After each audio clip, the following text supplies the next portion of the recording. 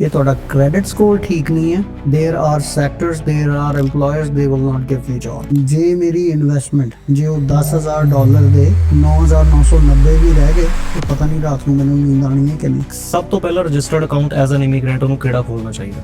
Registered retirement saving plan, registered education saving plan, tax free saving account, first home saving account. ठीक है, ਤੁਹਾਡੀ income suppose $1,00,000 ਹੈ ਤੇ wife ਦੀ income suppose 20-25,000 ਹੈ, she is working part time or not working too much, and say you have kid as well, ਬੱਚਾ ਵੀ ਹੈਗਾ, you are renting right now। FHSA ਕੀ ਕੀਤਾ ਇਹਨਾਂ ਨੇ? FHSA is a combination of RRSP and TFSA। FHSA First home savings account. ਹੁਣ RRSP ਦੀ limit ਕਿੱਦਾਂ define ਹੁੰਦੀ ਹੈ? RESP ਹੁੰਦਾ ਬੱਚਿਆਂ ਦੀ ਸੇਵਿੰਗਸ ਵਾਸਤੇ, ਰਜਿਸਟਰਡ ਐਜੂਕੇਸ਼ਨ ਸੇਵਿੰਗ ਪਲਾਨ। ਤਾਂ ਉਸ ਆਪ ਦਾ ਲੋਨ ਜਿਹੜਾ ਹੈਗਾ, this is the only type of loan that you cannot get rid of। ਜੇ ਤੁਸੀਂ bankruptcy ਵੀ ਫਾਈਲ ਕਰ ਦੋ ਨਾ, ਉਸ ਆਪ does not go away, you have to pay it back।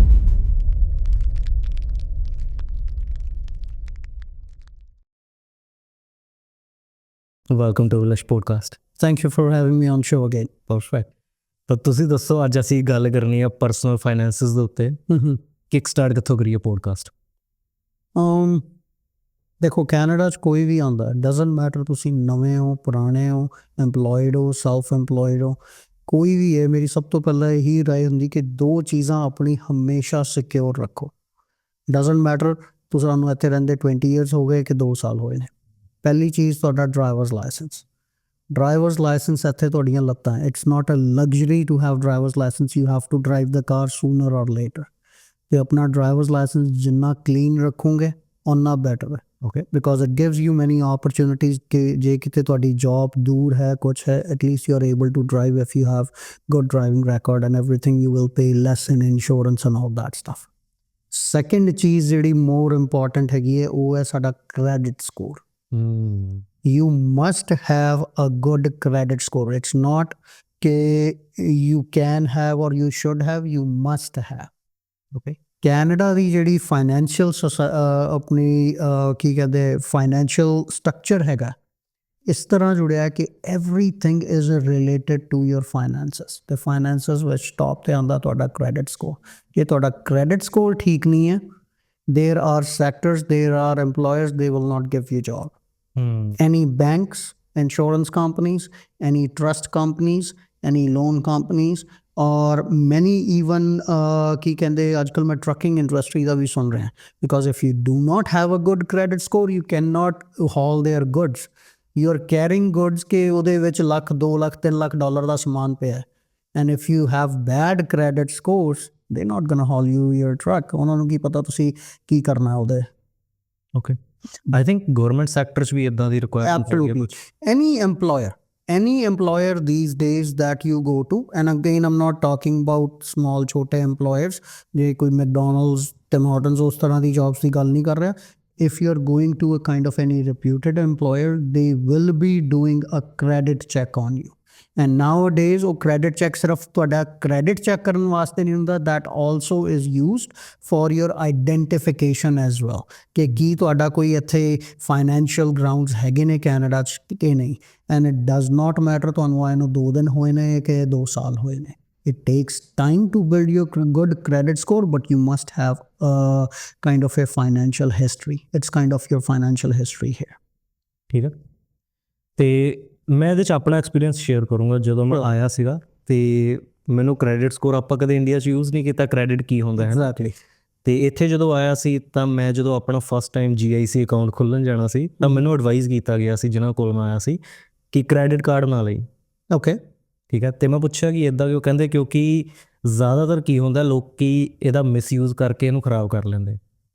But eventually ਮੈਨੂੰ ਮਹੀਨੇ ਬਾਅਦ ਹੀ ਪਤਾ ਲੱਗ ਗਿਆ ਕ੍ਰੈਡਿਟ ਕਿੰਨਾ ਜ਼ਰੂਰੀ ਹੈ। ਅਤੇ ਮੈਂ ਮਹੀਨੇ ਬਾਅਦ ਜਾ ਕੇ ਦੁਬਾਰਾ ਰਿਸ਼ਵ ਸੋਚੋ ਕਿੰਨੀ ਗਲਤ ਐਡਵਾਈਸ ਹੈ ਕਿ ਤੁਸੀਂ ਕ੍ਰੈਡਿਟ ਕਾਰਡ ਨਾ ਲਓ, ਬਿਕੋਜ਼ ਤੁਸੀਂ ਮਿਸਯੂਜ਼ ਕਰ ਲੈਣਾ, ਦੈਨ ਉਹਨਾਂ ਨੇ ਆਲਰੇਡੀ ਐਜ਼ਿਊਮ ਕਰ ਲਿਆ।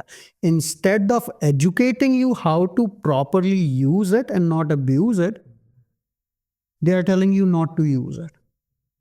Again, Canada ਵਿੱਚ you must have a credit score। ਅਤੇ ਉਹਦਾ credit score, credit history create ਕਰਨ ਦਾ ਸਭ ਤੋਂ ਅੱਛਾ ਤਰੀਕਾ ਕ੍ਰੈਡਿਟ ਕਾਰਡ ਹੋਣਾ। But again I do agree, ਜਦੋਂ ਆਪਾਂ ਕਈ ਵਾਰ ਆਪਣੇ ਹੋਮ ਕੰਟਰੀਜ਼ ਤੋਂ ਆਉਂਦੇ ਹਾਂ, ਸਪੈਸ਼ਲੀ ਜਦੋਂ ਮੈਂ ਇੰਡੀਆ ਤੋਂ ਹਾਂ ਅਤੇ ਮੈਂ ਇੰਡੀਆ ਦੀ ਗੱਲ ਕਰਦਾ ਕਿ ਇੰਡੀਆ ਤੋਂ ਜਦੋਂ ਆਉਂਦੇ ਅਸੀਂ ਇਹ ਸਾਰਾ ਸਿਸਟਮ ਦੇਖਿਆ ਨਹੀਂ। ਉੱਥੇ ਕੋਈ ਸੈਂਟਰਲ ਏਜੰਸੀ ਨਹੀਂ ਹੈ ਜਿਹੜੇ ਸਾਡੇ ਕ੍ਰੈਡਿਟ ਸਕੋਰਸ ਵਗੈਰਾ ਕਰਦੀ, ਹੁਣ ਸ਼ਾਇਦ ਹੋਣ, but again it is still not that prominent. So ਇੱਥੇ ਜਦੋਂ ਤੁਸੀਂ ਆਉਂਦੇ ਹੋ ਕਿਤੇ ਬੈਂਕ ਅਕਾਊਂਟ ਖੋਲ੍ਹਣਾ ਹੈ ਤੁਹਾਡਾ, ਜਦੋਂ ਤੁਸੀਂ ਨਵੇਂ ਹੁੰਦੇ ਹੋ, ਅੱਜ ਕੱਲ੍ਹ ਨਵੇਂ ਨਿਊ ਕਮਰਸ ਲਈ ਪ੍ਰੋਗਰਾਮ ਹੋ ਗਏ, ਲੇਕਿਨ ਜਦੋਂ ਮੈਂ ਆਇਆ ਸੀਗਾ 22-23 ਸਾਲ ਪਹਿਲਾਂ ਦੇਰ ਵਾਜ਼ ਨੋ ਨਿਊ ਕਮਰ ਪ੍ਰੋਗਰਾਮ। ਸੋ ਉਸ ਵੇਲੇ ਵੀ ਉਹ ਕ੍ਰੈਡਿਟ ਸਕੋਰ ਦੇਖਦੇ ਸੀਗੇ, ਉਸ ਵੇਲੇ ਸਾਨੂੰ ਸਿਕਿਉਰਡ ਕ੍ਰੈਡਿਟ ਕਾਰਡ ਹੀ ਯੂਜ਼ ਕਰਨੇ ਪੈਂਦੇ ਸੀਗੇ। ਅਤੇ ਸਿਕਿਉਰਡ ਕ੍ਰੈਡਿਟ ਕਾਰਡਸ ਦਾ ਮਤਲਬ ਹੁੰਦਾ ਹੈ ਕਿ ਹਾਂਜੀ ਮੈਂ ਤੁਹਾਨੂੰ $2,500 ਦੇ ਰਿਹਾ, you give me a credit card, ਅਤੇ ਉਹਨਾਂ ਨੇ 2,500 ਪਹਿਲਾਂ ਹੀ ਸਾਡੇ ਕੋਲ ਰਖਵਾ ਲਏ ਸੀਗੇ ਬਿਕੋਜ਼ ਦੀਜ਼ ਪ੍ਰੋਗਰਾਮਸ ਵਰ ਨਾਟ ਦੇਅਰ। ਬਟ ਕ੍ਰੈਡਿਟ ਕਾਰਡ ਹੋਣਾ ਬਹੁਤ ਜ਼ਰੂਰੀ ਹੈ। ਪ੍ਰੋਬਲਮ ਇਹ ਹੈ ਕਿ ਜਦੋਂ ਅਸੀਂ ਉੱਥੋਂ ਆਉਂਦੇ ਹਾਂ, ਸਾਨੂੰ ਇਹ ਸਾਰੀਆਂ ਚੀਜ਼ਾਂ ਦਾ ਐਕਸਪੀਰੀਅੰਸ ਨਹੀਂ ਹੁੰਦਾ ਅਤੇ ਸਾਨੂੰ ਲੱਗਦਾ ਕਿ ਸਾਨੂੰ ਇੱਕ ਤਰ੍ਹਾਂ ਦਾ ਫ੍ਰੀ ਮਨੀ ਮਿਲ ਗਈ ਹੈ। ਹੁਣ ਮੇਰੀ ਕ੍ਰੈਡਿਟ ਕਾਰਡ ਦੀ ਲਿਮਿਟ $10,000 ਹੈ ਅਤੇ ਮੈਂ $10,000 ਤੱਕ ਖਰਚ ਸਕਦਾ। People don't realise you are taking credit, you are taking debt that you have to pay back in 21 days. And if you do not pay, banks actually love you. They don't want you to pay back. All they want ਕਿ ਤੁਸੀਂ ਥੋੜਾ pay ਕਰਦੇ ਰਹੋ। ਕਿਉਂ? Because credit card debt, ਉਹਦਾ ਜਿਹੜਾ interest rate ਹੈ that has the highest interest rate in Canada. It is one of the worst kind of debts you can take. ਜਿਹੜਾ ਕ੍ਰੈਡਿਟ ਕਾਰਡ ਦਾ ਕੀ ਕਹਿੰਦੇ ਇੰਟਰਸਟ ਰੇਟ ਹੁੰਦਾ 19.99%, 20% ਤੋਂ ਲੈ ਕੇ 28-29% ਤੱਕ ਦੇਖਿਆ if you are taking store credit cards. You must have credit card or you should have, I should say, but again you should also know how to use it properly. ਇਹ ਨਹੀਂ ਕਿ ਸਾਨੂੰ 10,000 ਦੀ limit ਮਿਲ ਗਈ ਹੈ, ਚਲੋ let's go for shopping spree. Okay, ਅਤੇ ਜਦੋਂ ਤੁਸੀਂ ਕਹਿ ਰਹੇ ਹੋ ਕਿ ਸਾਨੂੰ ਸਹੀ ਤਰ੍ਹਾਂ ਯੂਜ਼ ਕਰਨਾ ਚਾਹੀਦਾ, ਰਿਸਪੋਂਸੀਬਲੀ ਯੂਜ਼ ਕਰਨਾ ਚਾਹੀਦਾ, ਥੋੜ੍ਹਾ ਦੱਸੋਗੇ ਕਿ ਕਿੱਦਾਂ ਕਰਨਾ ਚਾਹੀਦਾ ਜੇ ਕੋਈ ਨਵਾਂ ਆਇਆ? ਓਕੇ, ਸੋ ਇਹਦੇ ਵਿੱਚ 3-4 ਚੀਜ਼ਾਂ ਹੈਗੀਆਂ। ਹੁਣ ਤੁਹਾਨੂੰ ਸਪੋਜ਼ ਆਏ ਨੂੰ ਇੱਥੇ 6 ਮਹੀਨੇ ਸਾਲ ਹੋ ਗਏ, ਤੁਹਾਡਾ ਇੱਕ ਕ੍ਰੈਡਿਟ ਕਾਰਡ ਹੈ, now you will start getting offers. ਜਿੱਥੇ ਵੀ ਤੁਸੀਂ ਸ਼ਾਪਿੰਗ ਕਰਨ ਜਾਓਗੇ ਕਿ ਹਾਂਜੀ ਸਾਡੇ ਸਟੋਰ ਦਾ ਕ੍ਰੈਡਿਟ ਕਾਰਡ ਲੈ ਲਓ, ਜਾਂ ਤੁਹਾਨੂੰ ਘਰ ਬੈਠੇ ਨੂੰ ਲੈਟਰਸ ਆਉਣੀਆਂ ਸ਼ੁਰੂ ਹੋ ਜਾਣਗੀਆਂ ਕਿ ਹਾਂ ਤੁਹਾਡੇ ਕੋਲ ਕੀ ਕਹਿੰਦੇ ਇੱਕ ਹੋਰ ਕ੍ਰੈਡਿਟ ਕਾਰਡ ਲੈ ਲਓ, which means your credit history already started building. ਠੀਕ ਹੈ, ਤੁਹਾਡਾ ਕ੍ਰੈਡਿਟ ਸਕੋਰ ਆਲਰੇਡੀ ਥੋੜ੍ਹਾ ਬੈਟਰ ਹੋ ਗਿਆ, that's why you are getting all these offers. ਹੁਣ ਗਲਤੀ ਅਸੀਂ ਕੀ ਕਰਦੇ ਹਾਂ ਕਿ ਅਸੀਂ ਬਾਹਰ ਮਤਲਬ ਜਿੱਦਾਂ ਹੀ ਕਿਸੇ ਨੇ ਆਫਰ ਕੀਤਾ ਕ੍ਰੈਡਿਟ ਕਾਰਡ ਦਾ, ਅਸੀਂ ਕ੍ਰੈਡਿਟ ਕਾਰਡ ਲਈ ਸਾਈਨ ਕਰ ਲਿਆ। ਸਾਡੇ ਕੋਲ 8-8, 10-10 ਕ੍ਰੈਡਿਟ ਕਾਰਡਸ ਹੀ ਨੇ, and I have seen people ਦੇ ਪ੍ਰਾਊਡਲੀ ਸੇ ਕਿ ਮੇਰੇ ਕੋਲ ਤਾਂ 10 ਕ੍ਰੈਡਿਟ ਕਾਰਡ ਨੇ। ਜਿੱਥੇ ਤੁਸੀਂ ਗਏ ਤੁਸੀਂ ਕ੍ਰੈਡਿਟ ਕਾਰਡ ਬਣਵਾ ਲਿਆ। ਠੀਕ ਹੈ, that is actually the mistake. Okay, ਠੀਕ ਹੈ, ਬਾਰ ਤੁਹਾਡੀ ਲਿਮਿਟ ਇਨਕਰੀਜ਼ ਹੋ ਗਈ, ਡੈਟਸ ਇਨਕਰੀਜ਼। ਤੁਸੀਂ ਕਿਉਂਕਿ ਜਦੋਂ ਕ੍ਰੈਡਿਟ ਕਾਰਡ ਹੈਗਾ ਬੰਦੇ ਨੂੰ ਲੱਗਦਾ ਕਿ ਠੀਕ ਹੈ ਕੋਈ ਗੱਲ ਨਹੀਂ, ਮੈਂ ਅੱਜ ਸਪੈਂਡ ਕਰ ਲੈਂਦਾ, ਅਗਲੇ ਹਫਤੇ ਪੇ ਕਰ ਦਿੰਦਾ। ਉਹ ਹੌਲੀ ਕਰਦੇ, ਕਈ ਵਾਰ ਇੱਕ ਬੰਦਾ ਇੱਕ ਪੇਮੈਂਟ ਮਿਸ ਕਰਦਾ, ਫਿਰ ਹੌਲੀ ਉਹ ਪਾਈਲ ਅਪ ਹੋਣਾ ਸ਼ੁਰੂ ਹੋ ਜਾਂਦਾ। ਮੇਰੀ ਆਪਣੀ ਇਹ ਸੁਜੈਸ਼ਨ ਹੁੰਦੀ ਹੈ, and again I been living here about 23-24 years, ਅੱਜ ਤੱਕ ਮੇਰੇ ਕੋਲ 2 ਤੋਂ ਜ਼ਿਆਦਾ ਕ੍ਰੈਡਿਟ ਕਾਰਡ ਕਦੀ ਨਹੀਂ ਹੋਏ। ਇਨਫੈਕਟ ਜਿਹੜਾ ਮੈਂ ਸਿਕਿਉਰਡ ਕ੍ਰੈਡਿਟ ਕਾਰਡ ਜਦੋਂ ਮੈਂ 24 ਸਾਲ ਪਹਿਲਾਂ ਲਿੱਤਾ ਸੀਗਾ, ਉਹ ਕ੍ਰੈਡਿਟ ਕਾਰਡ ਮੈਂ ਕੈਂਸਲ ਨਹੀਂ ਕਰਾਇਆ, ਆਈ ਹੈਡ ਕੱਟ ਦੈਟ ਕ੍ਰੈਡਿਟ ਕਾਰਡ। ਓਕੇ, ਠੀਕ ਹੈ, ਉਹ ਮੈਂ ਕੈਂਸਲ ਕਿਉਂ ਨਹੀਂ ਕਰਾਇਆ ਜਦ ਕਿ ਮੈਂ ਉਹਨੂੰ ਯੂਜ਼ ਨਹੀਂ ਕਰਦਾ, ਉਹ ਮੇਰੇ ਲਈ ਬਿਲਕੁਲ ਬੇਕਾਰ ਹੈ। ਠੀਕ ਹੈ, ਲੇਕਿਨ ਉਹਨੂੰ ਮੈਂ ਕੈਂਸਲ ਕਿਉਂ ਨਹੀਂ ਕਰਾਇਆ? Because your credit score has ਮੈਨੀ ਕੰਪੋਨੈਂਟਸ। ਠੀਕ ਹੈ, ਪਹਿਲਾ ਕੰਪੋਨੈਂਟ ਹੈ ਵਾਟ ਇਜ਼ ਯੂਰ ਹਿਸਟਰੀ, ਕਿੰਨੇ ਸਾਲਾਂ ਤੋਂ ਤੁਹਾਡਾ ਕ੍ਰੈਡਿਟ ਐਸਟੈਬਲਿਸ਼ਡ ਹੈ। ਜਿੰਨਾ ਪੁਰਾਣਾ ਕ੍ਰੈਡਿਟ ਹੋਏਗਾ ਓਨਾ ਜ਼ਿਆਦਾ ਤੁਹਾਡਾ ਕ੍ਰੈਡਿਟ ਸਕੋਰ ਹੋਏਗਾ। ਅਗੇਨ ਉਸ ਤੋਂ ਵੀ ਪਹਿਲਾਂ ਐਕਚੁਅਲੀ ਕ੍ਰੈਡਿਟ ਸਕੋਰ ਦੀ ਇੰਪੋਰਟੈਂਸ ਕੀ ਹੈ? ਹੁਣ ਤੁਸੀਂ ਘਰ ਲੈਣ ਜਾਣਾ ਹੈ ਜਾਂ ਕਾਰ ਲੈਣ ਜਾਣੀ ਹੈ, ਜਿਹੜਾ ਲੈਂਡਰ ਹੈ ਉਹ ਦੇਖਦਾ ਹੈ ਕਿ ਹਾਂ ਰਿਸ਼ਭ ਨੂੰ ਮੈਂ 50,000 ਦੀ ਕਾਰ ਦੇਣੀ ਹੈ ਜਾਂ 2.5 ਲੱਖ ਦਾ ਘਰ ਲੈਣਾ ਹੈ, $1 ਮਿਲੀਅਨ ਦਾ ਘਰ ਲੈਣਾ, ਇਹ ਮੇਰੀ ਪੇਮੈਂਟ ਵਾਪਸ ਕਰ ਵੀ ਪਾਏਗਾ ਕਿ ਨਹੀਂ? ਉਹਨਾਂ ਨੇ ਸਾਡੀ ਸ਼ਕਲ ਦੇਖ ਕੇ ਸਾਨੂੰ ਲੋਨ ਨਹੀਂ ਦੇਣਾ, ਸਾਡੀ ਕ੍ਰੈਡਿਟ ਹਿਸਟਰੀ ਦੇਖ ਕੇ ਲੋਨ ਦੇਣਾ ਕਿ ਹਾਂ ਰਿਸ਼ਭ ਦਾ ਜਿਹੜਾ ਸਕੋਰ ਹੈਗਾ 10 ਸਾਲ 15 ਸਾਲ 20 ਸਾਲ ਪੁਰਾਣਾ ਹੈ, he never missed any payment, ਉਹਦਾ ਸਕੋਰ ਬਹੁਤ ਅੱਛਾ ਹੈ, so chances are he will also pay back my loan as well. that is the reason they check your credit card. Otherwise nobody cares. I don't care कि ਤੁਹਾਡਾ credit card ਕੀ ਹੈ। when I have to give you loan I need some kind of security कि ਮੈਨੂੰ ਮੇਰਾ ਪੈਸਾ ਵਾਪਸ ਮਿਲ ਵੀ ਜਾਏਗਾ ਕਿ ਨਹੀਂ। okay, ਠੀਕ ਹੈ। ਸੋ ਹੁਣ ਕ੍ਰੈਡਿਟ ਸਕੋਰ ਵਿੱਚ ਕਾਫੀ ਕੰਪੋਨੈਂਟਸ ਹੈ। ਸਭ ਤੋਂ ਪਹਿਲਾਂ ਜਿਹੜਾ ਹਿਸਟਰੀ, ਜਿੰਨਾ ਪੁਰਾਣਾ ਕ੍ਰੈਡਿਟ ਹੁੰਦਾ ਜਾਏਗਾ ਉਹਨਾਂ ਤੁਹਾਡਾ ਕ੍ਰੈਡਿਟ ਸਕੋਰ ਅੱਛਾ ਹੋਏਗਾ, ਠੀਕ ਹੈ। And then availability of credit, that's also, ਹੁਣ ਅਗੇਨ ਉਹੀ ਗੱਲ ਆ ਗਈ, ਤੁਸੀਂ 50,000 ਦੀ ਕਾਰ ਲੈਣੀ ਹੈ, ਤੁਹਾਡੇ ਕੋਲ 10 ਕ੍ਰੈਡਿਟ ਕਾਰਡ ਨੇ, ਤੁਸੀਂ ਮੇਰੇ ਕੋਲ ਆਉਂਦੇ ਹੋ ਕਿ ਸਗਨ ਮੇਰਾ ਕਾਰ ਦਾ ਲੋਨ ਅਪਰੂਵ ਕਰ ਦਿਓ। ਅਗੇਨ ਬਹੁਤ ਸਾਰੇ ਲੈਂਡਰਸ ਨੇ ਅੱਜ ਕੱਲ੍ਹ, ਜਿੱਦਾਂ ਤੁਸੀਂ ਸੁਣਿਆ ਹੋਣਾ ਕਿ ਡਜ਼ਨਟ ਮੈਟਰ ਤੁਹਾਡਾ ਕ੍ਰੈਡਿਟ ਸਕੋਰ ਕੀ ਹੈ, ਅਸੀਂ ਅਪਰੂਵ ਕਰਾ ਦਾਂਗੇ, ਬਟ ਉਹਨਾਂ ਦਾ ਬਹੁਤ ਜ਼ਿਆਦਾ ਅੱਗੇ ਟਰਮਸ ਐਂਡ ਕੰਡੀਸ਼ਨਸ ਹੈ। I'm not going into that, I'm going into the straightforward, ਜਿਹਨੇ ਕੋਈ ਠੀਕ ਠਾਕ ਸਿੱਧੀ ਸਟ੍ਰੇਟ ਡੀਲ ਕਰਨੀ ਹੈ। ਸੋ ਹੁਣ ਮੈਂ ਤੁਹਾਨੂੰ 50,000 ਦਾ ਲੋਨ ਦੇਣਾ ਹੈ ਤੁਹਾਡੀ ਕਾਰ ਵਾਸਤੇ, ਤੁਹਾਡੇ ਕੋਲ ਆਲਰੇਡੀ ਕ੍ਰੈਡਿਟ ਕਾਰਡ 10 ਪਏ ਨੇ, ਸਪੋਜ਼ ਹਰ ਕ੍ਰੈਡਿਟ ਕਾਰਡ ਦੀ 3,000 ਲਿਮਿਟ ਹੈ, ਵਿਚ ਇਜ਼ ਵੈਰੀ ਨੋਮੀਨਲ। 10 ਕਾਰਡ ਦਾ ਮਤਲਬ ਹੋ ਗਿਆ $30,000। ਹੁਣ ਮੈਂ ਦੇਖਾਂਗਾ ਯਾਰ ਰਿਸ਼ਵ ਜੌਬ ਕਰ ਰਿਹਾ 50,000 ਦੀ, 30,000 ਇਹ ਬੋਰੋ ਕਰ ਸਕਦਾ ਆਪਣੇ ਕ੍ਰੈਡਿਟ ਕਾਰਡ ਤੋਂ, ਕੀ ਇਹ ਮੇਰੀ ਕਾਰ ਪੇਮੈਂਟਸ ਵਾਪਸ ਕਰ ਸਕਦਾ ਹੈ ਕਿ ਨਹੀਂ? Then I will say probably not. ਹੁਣ ਮੈਂ ਕੀ ਕਰਾਂਗਾ ਐਜ਼ ਅ ਲੈਂਡਰ, ਜਾਂ ਤੇ ਮੈਂ ਤੁਹਾਡਾ ਜਿਹੜਾ ਲੋਨ ਹੈ ਅਪਰੂਵ ਕਰ ਦਾਂਗਾ, ਲੇਕਿਨ ਤੁਹਾਨੂੰ ਇੰਟਰਸਟ ਰੇਟ ਮੈਂ ਚਾਰਜ ਕਰਾਂਗਾ ਜਿਹੜਾ ਮੈਂ 5-7-8% ਕਰਨਾ ਸੀਗਾ, ਮੈਂ ਕਹਾਂਗਾ ਯਾਰ 14-15% ਕਰਨਾ, because I have more risk now. You have so much debt already available to you. ਹੁਣ ਦੂਸਰੀ ਸਿਚੁਏਸ਼ਨ ਵਿੱਚ ਸਪੋਜ਼ ਤੁਹਾਡੇ ਕੋਲ ਸਿਰਫ 2 ਕ੍ਰੈਡਿਟ ਕਾਰਡ ਹੈ ਜਿਨ੍ਹਾਂ ਦੀ ਲਿਮਿਟ ਹੀ $5,000-7,000 ਹੈਗੀ ਹੈ, $10,000-12,000 ਤੁਸੀਂ ਉਹਦੇ ਤੇ ਬੋਰੋ ਕਰ ਸਕਦੇ ਹੋ। ਐਂਡ ਆਈ ਸੀ ਦੈਟ ਕਿ ਪਿਛਲੇ 10 ਸਾਲ ਤੋਂ ਤੁਹਾਡਾ ਕ੍ਰੈਡਿਟ ਐਸਟੈਬਲਿਸ਼ ਹੈ। I will be more comfortable giving you money or lending you money. ਮੈਨੂੰ ਪਤਾ ਹੈ ਕਿ ਹਾਂ ਇਹਦਾ ਕ੍ਰੈਡਿਟ ਸਕੋਰ ਪਿਛਲੇ 10 ਸਾਲਾਂ ਤੋਂ ਅੱਛਾ ਚੱਲ ਰਿਹਾ ਹੈ, he doesn't have more money to give it to, ਇਹਦੇ ਕੋਲ ਅਵੇਲੇਬਿਲਿਟੀ ਨਹੀਂ ਹੈ, ਪੋਸੀਬਿਲਿਟੀ ਹੈ ਕਿ ਮੇਰਾ ਪੈਸਾ ਮੈਨੂੰ ਮਿਲ ਜਾਏਗਾ, so I will give more money. Okay, so availability of credit, availability ਕਿ ਕਿੰਨਾ ਤੁਸੀਂ ਬੋਰੋ ਕਰ ਸਕਦੇ ਹੋ, ਲੈਂਡਰ ਸੀਜ਼ ਦੈਟ, ਠੀਕ ਹੈ। ਅਨਦਰ ਵੈਰੀ ਇੰਪੋਰਟੈਂਟ ਪੁਆਇੰਟ ਜਿਹੜਾ utilisation of credit, that is actually sometimes people don't realize, and that actually affects 30% ਤੱਕ ਤੁਹਾਡਾ ਕ੍ਰੈਡਿਟ ਸਕੋਰ ਤੇ ਇਫੈਕਟ ਪਾਉਂਦਾ। ਜੇ ਕਿਸੇ ਦਾ ਕ੍ਰੈਡਿਟ ਸਕੋਰ ਲੋ ਹੈ ਤੇ ਉਹਨੇ ਬੂਸਟ ਕਰਨਾ ਆਪਣਾ credit score, the first thing ਉਹਨੂੰ ਜਿਹੜੀ ਕਰਨੀ ਚਾਹੀਦੀ ਹੈ, ਯੂਟਿਲਾਈਜੇਸ਼ਨ ਰੇਟ ਆਪਣਾ ਰਿਡਿਊਸ ਕਰਨਾ ਚਾਹੀਦਾ।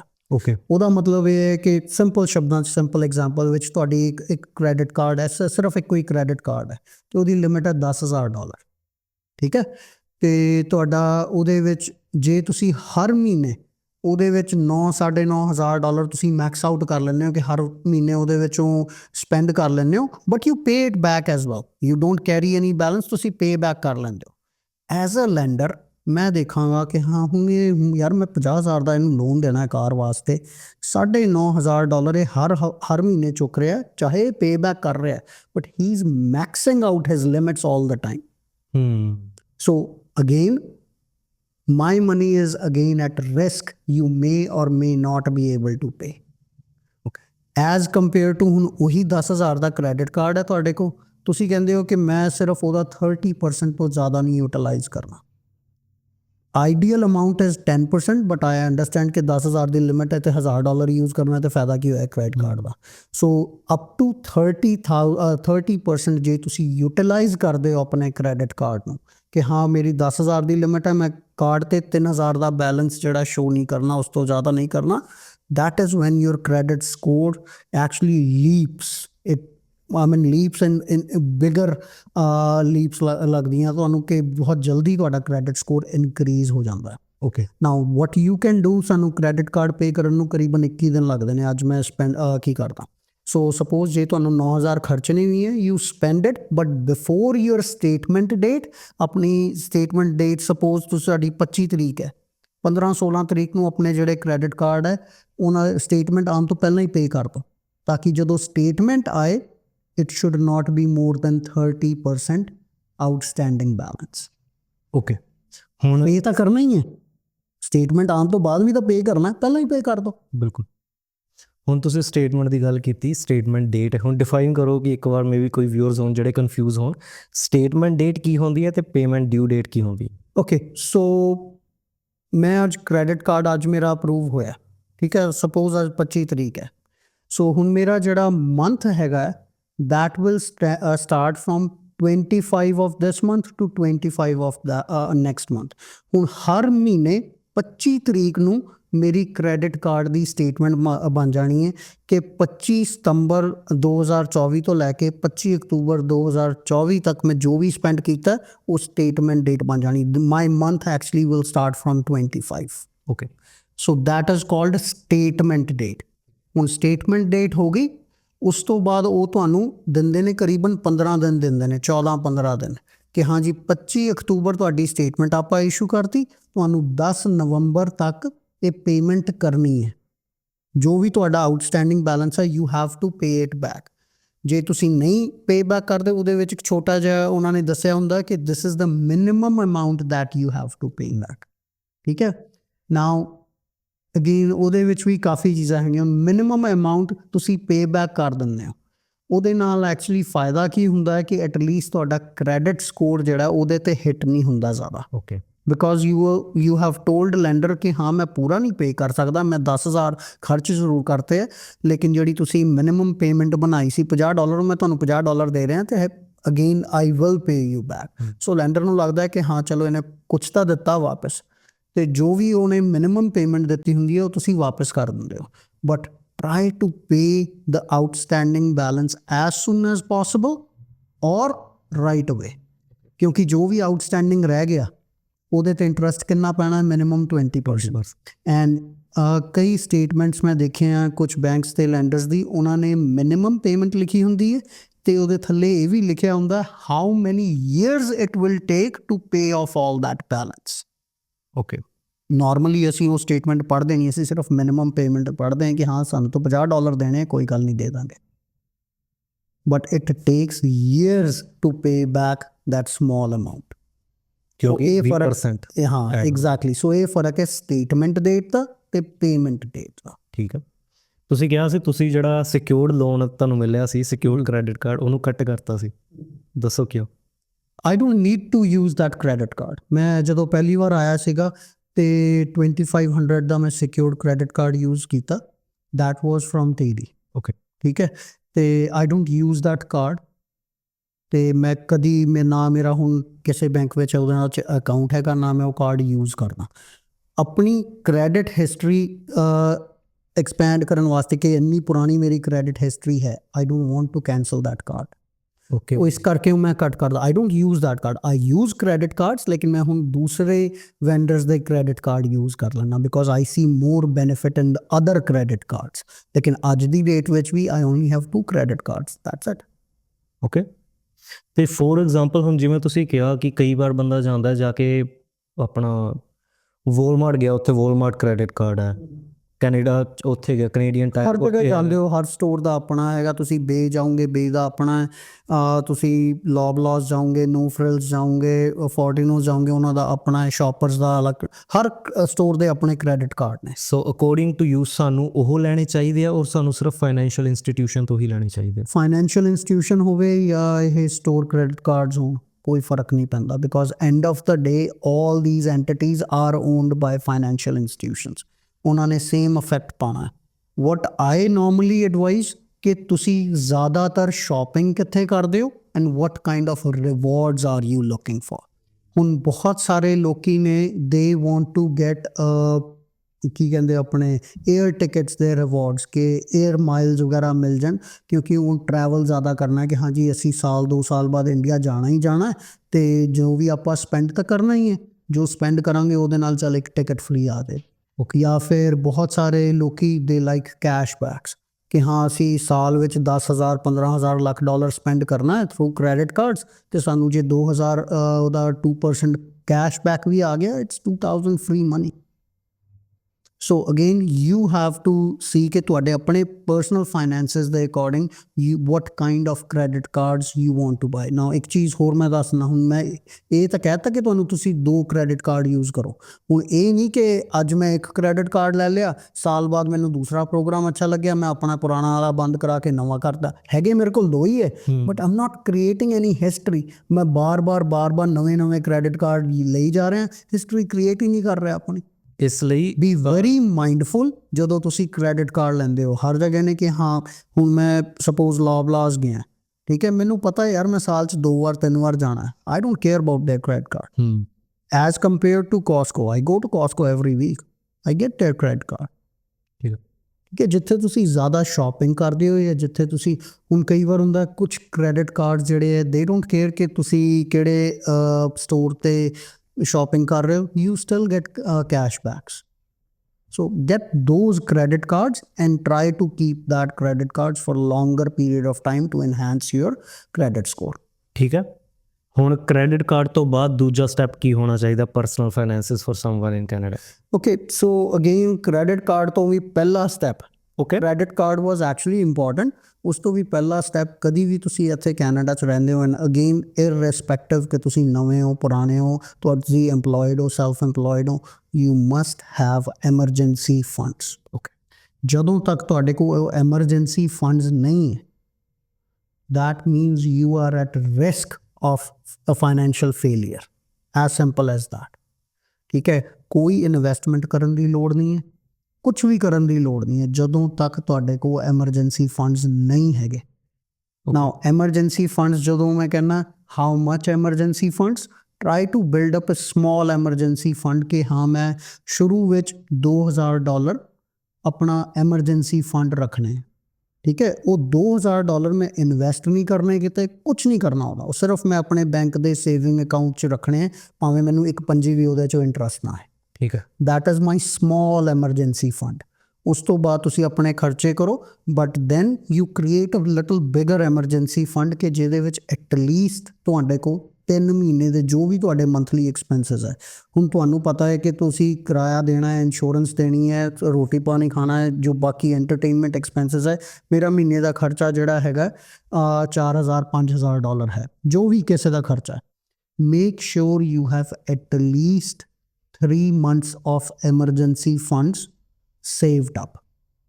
ਹੁਣ ਮੈਂ ਤੁਹਾਨੂੰ ਕਹਾਂਗਾ ਕਿ ਯਾਰ $15000 ਤੁਸੀਂ ਸੇਵਿੰਗ ਅਕਾਊਂਟ 'ਚ ਪਾ ਕੇ ਰੱਖੋ, ਕਿਤੇ ਇਨਵੈਸਟ ਨਾ ਕਰੋ, ਕੁਛ ਨਾ ਕਰੋ। ਯੈਸ ਸਮਟਾਈਮਸ ਇਟ ਲੁਕਸ ਕਿ ਕੀ ਗੱਲਾਂ ਕਰ ਰਹੇ ਹੋ ਯਾਰ, $15000 ਅਸੀਂ ਵੇਸਟ ਕਰਨੇ, ਕਿਤੇ ਇਨਵੈਸਟ ਨਾ ਕਰੀਏ, ਇੱਦਾਂ ਹੀ ਪਏ ਰਹਿੰਦੀ ਹੈ। ਯੈਸ ਇੱਦਾਂ ਹੀ ਪਏ ਰਹਿਣ ਦਿਓ, ਕਿਤੇ ਇਨਵੈਸਟ ਨਾ ਕਰੋ, ਚਾਹੇ ਉਹਦੇ 'ਚ ਪੂੰਜੀ ਵੀ ਕੀ ਕਹਿੰਦੇ ਇੰਟਰਸਟ ਨਾ ਆਏ। ਕਿਉਂ? That is your piece of mind. ਤੁਹਾਨੂੰ ਪਤਾ ਹੈ ਕਿ ਕੱਲ ਮੇਰੀ ਕਿਤੇ ਜੌਬ ਛੁੱਟ ਜਾਂਦੀ ਹੈ ਜਾਂ ਮੈਨੂੰ ਕੋਈ ਡਿਸੇਬਿਲਿਟੀ ਹੋ ਜਾਂਦੀ ਹੈ, ਮੈਨੂੰ ਇੰਡੀਆ ਜਾਣਾ ਪੈ ਜਾਂਦਾ, ਬਿਕੋਜ਼ ਅਸੀਂ ਸਾਰੇ ਇਮੀਗ੍ਰੈਂਟ ਹੀ ਹੈਗੇ, ਮੈਨੂੰ ਹੁਣ ਇੰਡੀਆ ਜਾਣਾ ਪੈ ਗਿਆ 2 ਮਹੀਨੇ ਵਾਸਤੇ for what ever family emergency, ਇੱਥੇ ਜੌਬ ਰੁਕ ਗਈ, ਪੇ ਰੁਕ ਗਈ, ਕਿਤੇ ਵੀ EMPLOYER ਨੇ ਤੁਹਾਨੂੰ ਹਾਰਡਲੀ 2 ਹਫ਼ਤੇ ਦੀ ਪੇ ਦੇਣੀ ਹੈ, ਉਸ ਤੋਂ ਜ਼ਿਆਦਾ ਤਾਂ ਪੇ ਨਹੀਂ ਮਿਲਣੀ। ਜੇ 2 ਮਹੀਨੇ ਜੇ ਮੈਨੂੰ ਇੰਡੀਆ ਜਾਣਾ ਪੈ ਗਿਆ ਤੇ ਕਿੱਥੋਂ ਖਰਚਾ, ਜਿਹੜੇ ਪਿੱਛੇ ਆਪਣਾ ਕਿਰਾਇਆ ਛੱਡ ਕੇ ਥੋੜ੍ਹਾ ਨਾ ਜਾਓਗੇ ਤੁਸੀਂ, ਇੱਥੇ ਕਾਰ ਜੋ ਵੀ ਇੱਥੇ ਐਕਸਪੈਂਸਿਸ ਹੈ ਇੱਕਦਮ ਨਹੀਂ ਬੰਦ ਹੁੰਦੇ। ਬਿਲਕੁਲ ਠੀਕ ਹੈ, must have that 3 months of emergency funds saved up। do not invest that money, don't even think about investment ਜੇ ਤੁਹਾਡੇ ਕੋਲ ਉਹ 3 months ਦੇ expenses ਨਹੀਂ ਹੈ।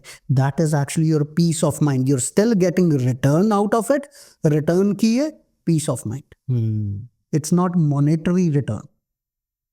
after you have at least 3 months of again ideal ਹੁੰਦਾ 3 to 6 months, but again I understand 3 months sometimes is more than enough if you have skills and all that। so 3 ਮਹੀਨੇ ਤੋਂ ਬਾਅਦ that is when you start thinking ਕਿ ਹਾਂ ਹੁਣ ਮੈਂ ਕਿਤੇ ਹੋਰ ਕੀ ਐਵੇਨਿਊਜ਼ ਹੈਗੇ ਨੇ ਮੇਰੇ ਕੋਲ ਇਨਵੈਸਟਮੈਂਟ ਦੇ, ਸੇਵ ਕਰਨ ਦੇ ਜਾਂ ਕੀ ਕਰਨ ਦੇ। Okay, credit card, emergency funds, credit card. Third ਜੇ ਆਪਾਂ ਆਈਏ, that is when you have to discuss with yourself and your family ਕਿ ਮੈਂ ਕਰਨਾ ਕੀ ਹੈ ਲਾਈਫ 'ਚ। ਬਹੁਤ ਵਾਰ ਲੋਕੀ ਮੈਨੂੰ ਪੁੱਛਦੇ ਨੇ ਕਿ ਸਗੁਨ we want to invest, what is the best investment we can do so that we can get the best return? And the best investment in this world is invest in yourself, especially when you are young। ਜੇ ਉਹ ਤੁਹਾਡੀ ਉਮਰ 20, 22, 25 ਸਾਲ ਹੈਗੀ ਹੈ, this is the time when you have to spend time on yourself, when this is the time you spend money on yourself। ਜੋ ਵੀ ਹੈ, ਮਤਲਬ ਜੇ ਪੜ੍ਹਨਾ ਵੀ ਹੈ, ਕੋਈ ਸਕਿੱਲ ਵੀ ਸਿੱਖਣੀ ਹੈ, you still need money। ਠੀਕ ਹੈ, ਅਤੇ ਉਹਦੇ ਨਾਲ ਪਹਿਲਾਂ ਆਪਣੇ 'ਤੇ ਪੈਸਾ ਸਪੈਂਡ ਕਰੋ। ਇੱਕ ਵਾਰ ਤੁਹਾਨੂੰ ਸਕਿੱਲ ਮਿਲ ਗਈ, that $50,000 that you have spent on yourself, MBA ਕਰਨੀ ਹੈ, ਕੋਈ ਗ੍ਰੈਜੂਏਸ਼ਨ ਕਰਨੀ ਹੈ, ਕੋਈ ਲਾਈਫ ਸਕਿੱਲ ਸਿੱਖਣੀ ਹੈ, ਉਹ skill Sikh K that skill will make you money for rest of your life। So try to first enhance your skills, invest in yourself, and that is after that. Again, these three things you must do. अपने goals define करो, and I'm talking about short term and long term goals. It's not about सपने लेना बहुत आसान है कि मैं ये करना है, I want to be rich. What does it mean to be rich? Define yourself कि rich होने ਦਾ मतलब ਕੀ है. Rich ਤਾਂ हर कोई होना चाहता है. For me, $1 million is nothing. For somebody homeless, $1 million is too much. ਬਿਲਕੁਲ. What does a rich means to you? अगले 1 साल बाद where do I want to look myself? कि मैं ਉੱਥੇ 1 ਸਾਲ ਬਾਅਦ ਜੇ ਮੈਨੂੰ ਪਤਾ ਹੈ ਕਿ ਮੈਂ 1 ਸਾਲ ਬਾਅਦ ਮੈਂ ਬਿਲਕੁਲ ਬ੍ਰੈਂਡ ਨਿਊ ਗੱਡੀ ਲੈਣੀ ਹੈ ਜਾਂ ਮੈਂ 50,000 ਦੀ ਕਾਰ ਲੈਣੀ ਹੈ ਜਾਂ ਫਿਰ ਮੈਂ ਆਪਣੀ ਜੋ ਡਾਊਨ ਪੇਮੈਂਟ ਜੋੜ ਰਿਹਾ ਉਹਦੇ ਵਿੱਚ ਮੇਰੇ ਕੋਲ 20,000 ਜੁੜੇ ਹੋਣੇ ਚਾਹੀਦੇ ਹੈ. How to reach that short term goal, and then you also have long term goals ਕਿ ਹਾਂ ਅੱਜ ਤੋਂ 5 ਸਾਲ ਬਾਅਦ 10 ਸਾਲ ਬਾਅਦ what do I want to do, ਕਿੱਥੇ ਮੈਂ ਪਹੁੰਚਣਾ ਹੈ. ਐਂਡ ਅਗੇਨ ਇਹ ਚੀਜ਼ਾਂ ਜਿਹੜੀਆਂ ਕਈ ਵਾਰ ਫਿਲੋਸਫਿਕਲ ਲੱਗਦੀਆਂ ਜਿਹੜੀਆਂ ਮੈਂ ਕਰ ਰਿਹਾ ਕਿ ਹਾਂ ਇਹ ਤਾਂ ਬੋਲੀ ਜਾ ਰਹੇ there is no strategy, but this is actually the time, this is the thing that you have to spend time on. ਮੈਂ ਬੁੱਕ ਰੀਡ ਕਰ ਰਿਹਾ ਸੀ, ਉਹਦੇ ਵਿੱਚ ਵੀ ਇਹੀ ਲਿਖਿਆ ਸੀ, ਕਹਿੰਦੇ what you have to do, you have to sit, take a pen and paper and write down everything. Absolutely, because when you write it down, and I'm not talking about okay ਮੈਨੂੰ ਪਤਾ ਹੈ ਮੈਂ ਕੀ ਕਰਨਾ ਹੈ, 5 ਸਾਲ ਬਾਅਦ ਮੈਂ ਘਰ ਲੈਣਾ ਹੈ, 5 ਸਾਲ ਬਾਅਦ ਮੈਂ ਵਿਆਹ ਕਰਨਾ ਹੈ, ਚਾਹ ਉਸ ਤੋਂ 2 ਸਾਲ ਬਾਅਦ ਬੱਚੇ. No, don't think, write it down. Writing your goals down has so much power, you won't believe it.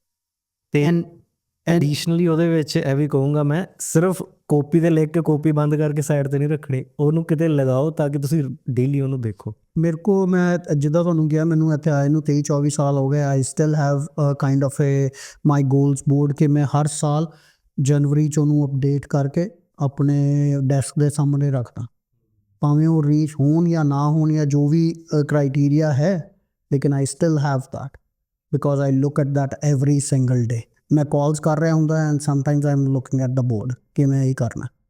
Okay, it becomes second nature, and whatever your goals are, instead of moving towards them, work backwards. ਹੁਣ again, just to give you an example, ਤੁਸੀਂ ਸੋਚ ਲਿਆ ਕਿ ਮੇਰੇ ਕੋਲ ਸਾਲ ਤੋਂ ਬਾਅਦ $24,000 ਮੈਂ ਸੇਵ ਕਰਨਾ ਹੈ. ਸੋਚਣ ਨਾਲ ਕੀ ਹੋਣਾ, ਡਿਵਾਈਡ ਇਟ. $24,000 ਮੈਂ ਮਹੀਨੇ ਦਾ $2,000 ਸੇਵ ਕਰਨਾ. ਹੁਣ ਮੇਰੀ ਇਨਕਮ ਜਿਹੜੀ ਹੈਗੀ ਹੈ ਉਹ $3,000 ਹੈ. $3,000 ਵਿੱਚ ਮੈਂ 2,000 ਕਿੱਦਾਂ ਸੇਵ ਕਰ ਸਕਦਾ? ਕਿਰਾਇਆ ਵੀ ਦੇਣਾ, ਬਾਕੀ ਸਭ ਕੁਝ ਕਰਨਾ.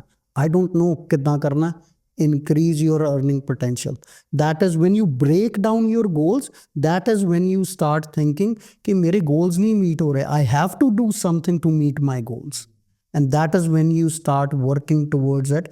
ਸਾਡਾ ਜਿਹੜਾ human mind ਹੈ ਨਾ, it's very very powerful, but again ਉਹੀ ਗੱਲ ਹੈ ਕਿ ਜੋ ਇਹਦੇ ਵਿੱਚ ਆਪਾਂ feed ਕਰਾਂਗੇ ਉਹੀ ਇਹਨੇ ਆਊਟਪੁੱਟ ਦੇਣੀ ਹੈ. ਬਿਲਕੁਲ. There is a very popular red car theory, probably ਤੁਸੀਂ ਸੁਣੀ ਹੋਣੀ ਹੈ ਕਿ ਜੇ ਤੁਹਾਨੂੰ ਮੈਂ ਕਹਿ ਕਿ ਬਾਹਰ ਰੈੱਡ ਕਾਰਸ ਤੁਸੀਂ ਦੇਖੀਆਂ, probably you never noticed it, ਲੇਕਿਨ ਜਦੋਂ ਮੈਂ ਕੌਨਸ਼ੀਅਸਲੀ ਤੁਹਾਨੂੰ ਕਹਿ ਦਿੰਦਾ ਕਿ ਹਾਂ ਕਿ ਤੁਸੀਂ ਸੋਚ ਰਹੇ ਹੋ ਕਿ ਮੈਂ ਕਾਰ ਲੈਣੀ ਹੈ ਤਾਂ ਰੈੱਡ ਕਾਰ ਲੈਣੀ ਹੈ, then your mind will see red cars all over the place.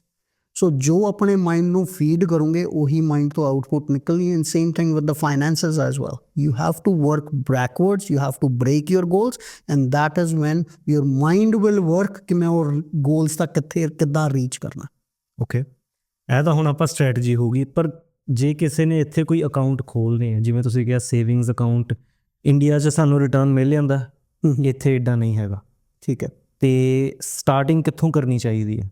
ਪਹਿਲੀ ਗੱਲ ਮੈਂ ਤੁਹਾਡੇ ਨੂੰ ਇਹ ਚੀਜ਼ ਕਰਾਂ ਕਿ ਜਦੋਂ ਆਪਾਂ ਕਹਿੰਦੇ ਇੰਡੀਆ 'ਚ ਸਾਨੂੰ ਰਿਟਰਨ ਮਿਲ ਜਾਂਦਾ, ਠੀਕ ਹੈ, ਬਹੁਤ ਸਾਰੇ ਲੋਕ ਇਹ ਸੋਚਦੇ ਨੇ ਕਿ ਇੰਡੀਆ 'ਚ ਸਾਨੂੰ ਰਿਟਰਨ 8% ਸਾਨੂੰ ਉੱਥੇ ਫਿਕਸ ਡਿਪੋਜ਼ਿਟ ਮਿਲ ਜਾਂਦਾ. ਕਿਉਂ ਮਿਲਦਾ ਉੱਥੇ 7-8% ਜੋ ਵੀ ਫਿਕਸ ਡਿਪੋਜ਼ਿਟ 'ਤੇ ਰਿਟਰਨ ਹੈ? ਕਿਉਂਕਿ ਉੱਥੇ ਇਨਫਲੇਸ਼ਨ ਹੀ 10-12% ਹੈ. ਜਦ ਇਨਫਲੇਸ਼ਨ ਹੀ ਇੰਨੀ ਜ਼ਿਆਦਾ ਹੋਏਗੀ 9, 10, 11, 12%, ਜੇ ਤੁਹਾਨੂੰ 7-8% ਰਿਟਰਨ ਮਿਲ ਵੀ ਗਿਆ, ਯੂ ਆਰ ਸਟਿਲ ਬੈਕਵਰਡਸ. ਸੇਮ ਚੀਜ਼ ਇੱਥੇ ਅਪਲਾਈ ਹੁੰਦੀ ਹੈ. ਜਦ ਸਾਡੀ ਇਨਫਲੇਸ਼ਨ ਹੁਣ ਸੈਪਟੈਂਬਰ ਦੀ ਇਨਫਲੇਸ਼ਨ ਦੀ ਗੱਲ ਕਰਾਂ 1.6% ਆਈ ਹੈ, ਐਵਰੇਜ ਇਨਫਲੇਸ਼ਨ ਹੀ ਜਿਹੜੀ ਇੱਥੇ ਲੌਂਗ ਟਰਮ ਇਨਫਲੇਸ਼ਨ ਹੈ ਕਰੀਬਨ 2.5% ਹੈ। ਜਦ ਇਨਫਲੇਸ਼ਨ ਘੱਟ ਹੈ ਤਾਂ ਓਬਵੀਅਸਲੀ ਬੈਂਕਸ ਨੇ ਘੱਟ ਤੁਹਾਨੂੰ ਡਿਪੋਜ਼ਿਟ ਤੇ ਰਿਟਰਨ ਵੀ ਉਹਨਾਂ ਘੱਟ ਦੇਣਾ। It is a factor of inflation. ਇੱਦਾਂ ਨਹੀਂ ਕਿ ਇੰਡੀਆ 'ਚ ਕੋ ਬਹੁਤ ਪੈਸਾ, ਉੱਥੇ ਇਨਫਲੇਸ਼ਨ ਜ਼ਿਆਦਾ। ਗੱਲ ਘੁੰਮ ਫਿਰ ਕੇ ਉੱਥੇ ਹੀ ਆ ਜਾਂਦੀ ਹੈ। ਸਾਨੂੰ 8% 'ਚ ਸੁਣਨ 'ਚ ਜ਼ਿਆਦਾ ਲੱਗਦਾ ਕਿ 8% ਇੰਡੀਆ 'ਚ ਮਿਲਦਾ ਅਤੇ ਇੱਥੇ ਤਾਂ 0.1% ਮਿਲ ਰਿਹਾ। ਸੋ ਪਹਿਲੀ ਗੱਲ ਤਾਂ ਇਹ ਕਿ ਇੰਡੀਆ ਨੂੰ ਪਾਸੇ ਰੱਖੋ। Every country has their own financial system. Canada ਵਿੱਚ ਆਏ ਹੋ, think about Canada, stop multiplying your money ਜੇ ਇੱਥੇ ਲੌਂਗ ਟਰਮ ਰਹਿਣਾ, ਟੂ ਬੀ ਓਨੈਸਟ। ਠੀਕ ਹੈ। ਨਾਓ ਕਮਿੰਗ ਟੂ ਕਿ ਕਿਹੜੇ ਅਕਾਊਂਟਸ ਖੋਲ੍ਹਣੇ ਚਾਹੀਦੇ ਨੇ, ਦੈਟ ਵਾਜ਼ ਯੋਰ ਕੁਐਸਚਨ। ਹਾਂਜੀ। ਸੋ ਅਗੇਨ ਉਹੀ ਗੱਲ ਹੈ ਕਿ ਗੋਲਸ ਕੀ ਨੇ। First of all, suppose you have your emergency funds. You have your protections and all those things. Protection in the sense, again, let's not go into insurance, but insurance is a very big part of protection as well. कि ठीक है, मेरी especially ਜਿਹੜੇ married ਲੋਕ ਹੈਗੇ ਨੇ ਉਹਨਾਂ ਵਾਸਤੇ ਤਾਂ I definitely want ਕਿ you must protect yourself as well. ਠੀਕ ਹੈ। ਕਿਉਂਕਿ ਜਦੋਂ ਤੱਕ ਉਹ ਸੈਲਫ ਪ੍ਰੋਟੈਕਸ਼ਨ ਨਹੀਂ ਹੋਏਗੀ, ਡਜ਼ਨਟ ਮੈਟਰ ਤੁਸੀਂ ਕਿੰਨਾ ਅਰਨ ਕੀਤਾ, ਸਮਟਾਈਮਸ ਇਟਸ ਵਰਥ ਨਥਿੰਗ। ਠੀਕ ਹੈ। But again let's keep insurance apart from that. ਕੋਈ ਵੀ ਅਕਾਊਂਟ ਆਪਾਂ ਖੋਲ੍ਹਣੇ, ਉਹਦੇ ਵਿੱਚ ਇਹ ਦੇਖੋ ਕਿ ਮੈਂ ਕਿਉਂ ਖੋਲ੍ਹ ਰਿਹਾ ਅਕਾਊਂਟ, ਪਰਪਸ ਕੀ ਹੈ ਅਕਾਊਂਟ ਖੋਲ੍ਹਣ ਦਾ। ਠੀਕ ਹੈ। ਹੁਣ ਮੈਂ ਘਰ ਲੈਣਾ ਜਾਂ ਫਿਰ ਮੈਂ ਕਾਰ ਲੈਣੀ ਹੈ, these are completely two separate goals. ਘਰ ਲੈਣਾ, ਉਹਦੇ ਵਾਸਤੇ ਅੱਜ ਦੀ ਡੇਟ ਵਿੱਚ ਬੈਸਟ ਅਕਾਊਂਟ ਹੋਣਾ ਚਾਹੀਦਾ ਹੈ FHSA, first home saving account. ਲੇਕਿਨ ਮੇਰਾ ਗੋਲ ਹੈ ਕਾਰ ਲੈਣ ਦਾ, ਚਾਹੇ ਉਹਦੀ ਕਾਰ 20-25 ਹਜ਼ਾਰ ਦੀ ਹੈ, I am not gonna invest in FHSA। Then TFSA, tax free saving account is the best account. Accounts ਤਾਂ ਚੂਜ਼ ਕਰ ਲਏ ਤੁਸੀਂ, ਉਸ ਤੋਂ ਵੀ ਪਹਿਲਾਂ ਦੇਖੋ ਕਿ how much risk you want to take. Okay. ਠੀਕ ਹੈ। ਹੁਣ ਕੋਈ ਪਰਸਨ ਹੈ ਕਿ ਹਾਂ ਮੈਂ $10,000 ਮੇਰੇ ਕੋਲ ਸੇਵਡ ਪਏ ਹੈ, ਮੈਂ ਇਨਵੈਸਟ ਕਰਨਾ ਚਾਹੁੰਦਾ, ਲੇਕਿਨ ਜੇ ਮੇਰੀ ਇਨਵੈਸਟਮੈਂਟ ਜੇ ਉਹ $10,000 ਦੇ 9,990 ਵੀ ਰਹਿ ਗਏ ਤਾਂ ਪਤਾ ਨਹੀਂ ਰਾਤ ਨੂੰ ਮੈਨੂੰ ਨੀਂਦ ਆਉਣੀ ਹੈ ਕਿ ਨਹੀਂ। ਮੈਂ $10 ਵੀ ਉਹਦੇ 'ਚ ਲੂਜ਼ ਨਹੀਂ ਕਰ ਸਕਦਾ। And there is somebody who can say ਕਿ $10,000 ਹੈ, ਕੋਈ ਗੱਲ ਨਹੀਂ, ਮੈਨੂੰ ਇਹ ਪੈਸਾ ਕੀ ਕਹਿੰਦੇ ਅੱਗੇ ਕੁਛ ਟਾਈਮ 'ਚ ਨਹੀਂ ਚਾਹੀਦਾ। $10,000 ਦੇ ਜੇ 8,000 ਵੀ ਰਹਿ ਜਾਣ, ਆਈ ਸ਼ੁੱਡ ਬੀ ਓਕੇ। ਠੀਕ ਹੈ। By that time I can earn money. ਇਹਦਾ ਮਤਲਬ ਦੋ ਬੰਦਿਆਂ ਦਾ ਰਿਸਕ ਪ੍ਰੋਫਾਈਲ ਜਿਹੜਾ ਕੰਪਲੀਟਲੀ ਡਿਫਰੈਂਟ ਹੈ। ਜੋ ਬੰਦਾ ਕੋਈ ਰਿਸਕ ਲੈ ਹੀ ਨਹੀਂ ਸਕਦਾ, all they can do is put money in saving account or GICs. That's all. ਠੀਕ ਹੈ। Because when you call something as an investment ਦਾ ਮਤਲਬ ਹੈ you are putting money for a longer period of time. ਠੀਕ ਹੈ। ਮੇਰੇ ਕੋਲ ਵੀ ਜਦੋਂ ਕੋਈ ਆਉਂਦਾ ਹੈ ਕਿ ਹਾਂ ਮੈਂ ਇਨਵੈਸਟ ਕਰਨੇ ਹੈ, ਉਹਦੇ ਕੋਲ 2-3 ਕੁਐਸਚਨ ਹੀ ਸਭ ਤੋਂ ਪਹਿਲਾਂ ਮੈਂ ਪੁੱਛਦਾ। ਸਭ ਤੋਂ ਪਹਿਲਾਂ, do you have any credit card debts or high interest debts? Okay. If they have any high interest debts or credit card debts, you are not suitable for investment. ਪਹਿਲਾਂ ਆਪਣੇ ਕਰਜ਼ੇ ਉਤਾਰੋ। ਠੀਕ ਹੈ। Because there is no guarantee that I can make you money, but it is guaranteed that you are losing 20% every year. Credit card ਦਾ ਜਿਹੜਾ interest. ਬਿਲਕੁਲ। So you're not suitable for investment. Second thing, do you have emergency funds? No, you are not suitable. Third thing is duration. When do you need your money?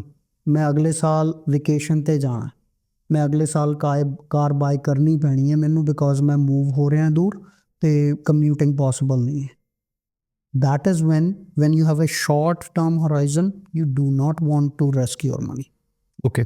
Because ਖੁਦ ਸੋਚ ਕੇ ਦੇਖੋ, ਦੁਨੀਆ 'ਚ ਮੈਨੂੰ ਕੀ, ਦੁਨੀਆ 'ਚ ਕਿਸੇ ਨੂੰ ਨਹੀਂ ਪਤਾ ਕਿ ਅੱਜ ਤੋਂ 6 ਮਹੀਨੇ ਬਾਅਦ ਮਾਰਕੀਟ ਦਾ ਕੀ ਹਾਲ ਹੋਣਾ। ਬਿਲਕੁਲ। It can be higher, it can be lower. Same thing even after ਸਾਲ ਬਾਅਦ ਮੈਂ ਨਹੀਂ ਗੈਸ ਕਰ ਸਕਦਾ।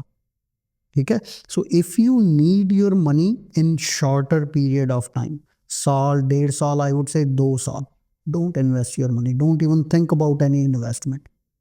It may not sound good, but you cannot risk that money.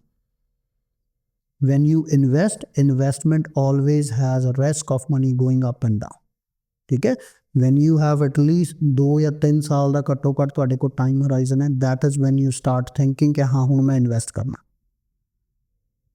ਕਿਉਂਕਿ 3 ਸਾਲ ਬਾਅਦ yes I can not predict ਕਿ 1 ਸਾਲ ਬਾਅਦ ਕੀ ਹੋਣਾ ਜਾਂ 6 ਮਹੀਨੇ ਬਾਅਦ ਕੀ ਹੋਣਾ, ਬਟ ਆਈ ਨੋ ਦੈਟ ਅੱਜ ਮਾਰਕੀਟ ਕ੍ਰੈਸ਼ ਕਰ ਜਾਂਦੀ ਹੈ। There is never a time in history when market did not came back after a year and a half. ਬਿਲਕੁਲ Never a time in history. In fact, ਜਿਹੜਾ 1930s ਦਾ depression ਸੀਗਾ, that actually lasted about two years, I would say, maximum. ਮਤਲਬ 2 ਸਾਲ ਤੋਂ ਪਹਿਲਾਂ ਹੀ ਉਹਨੇ recover ਕਰਨਾ ਸ਼ੁਰੂ ਕਰਤਾ ਸੀਗਾ because government intervened in infrastructure and all that stuff. So 1.5 ਸਾਲ 2 ਸਾਲ ਬਾਅਦ ਉਹ ਰਿਕਵਰ ਕਰਨਾ ਸ਼ੁਰੂ ਕਰ ਦਿੰਦੇ and that is actually the maximum time. Most recently ਜੇ ਤੁਹਾਨੂੰ ਯਾਦ ਹੈ 2008 ਦਾ ਜਿਹੜਾ ਫਾਈਨੈਂਸ਼ੀਅਲ ਮੈਲਟਡਾਊਨ ਹੋਇਆ ਸੀ, ਬਿਲਕੁਲ ਸੋ ਸੈਪਟੈਂਬਰ 2008 ਵਿੱਚ ਮੈਲਟਡਾਊਨ ਸ਼ੁਰੂ ਹੋਇਆ ਸੀਗਾ and within 1 year market started recovering. I'm not saying it reached to the same level, but it started recovering and it kept on going higher and higher. Yes, there were blips down in between. 2008 ਤੋਂ ਲੈ ਕੇ 2024 ਆ ਗਿਆ।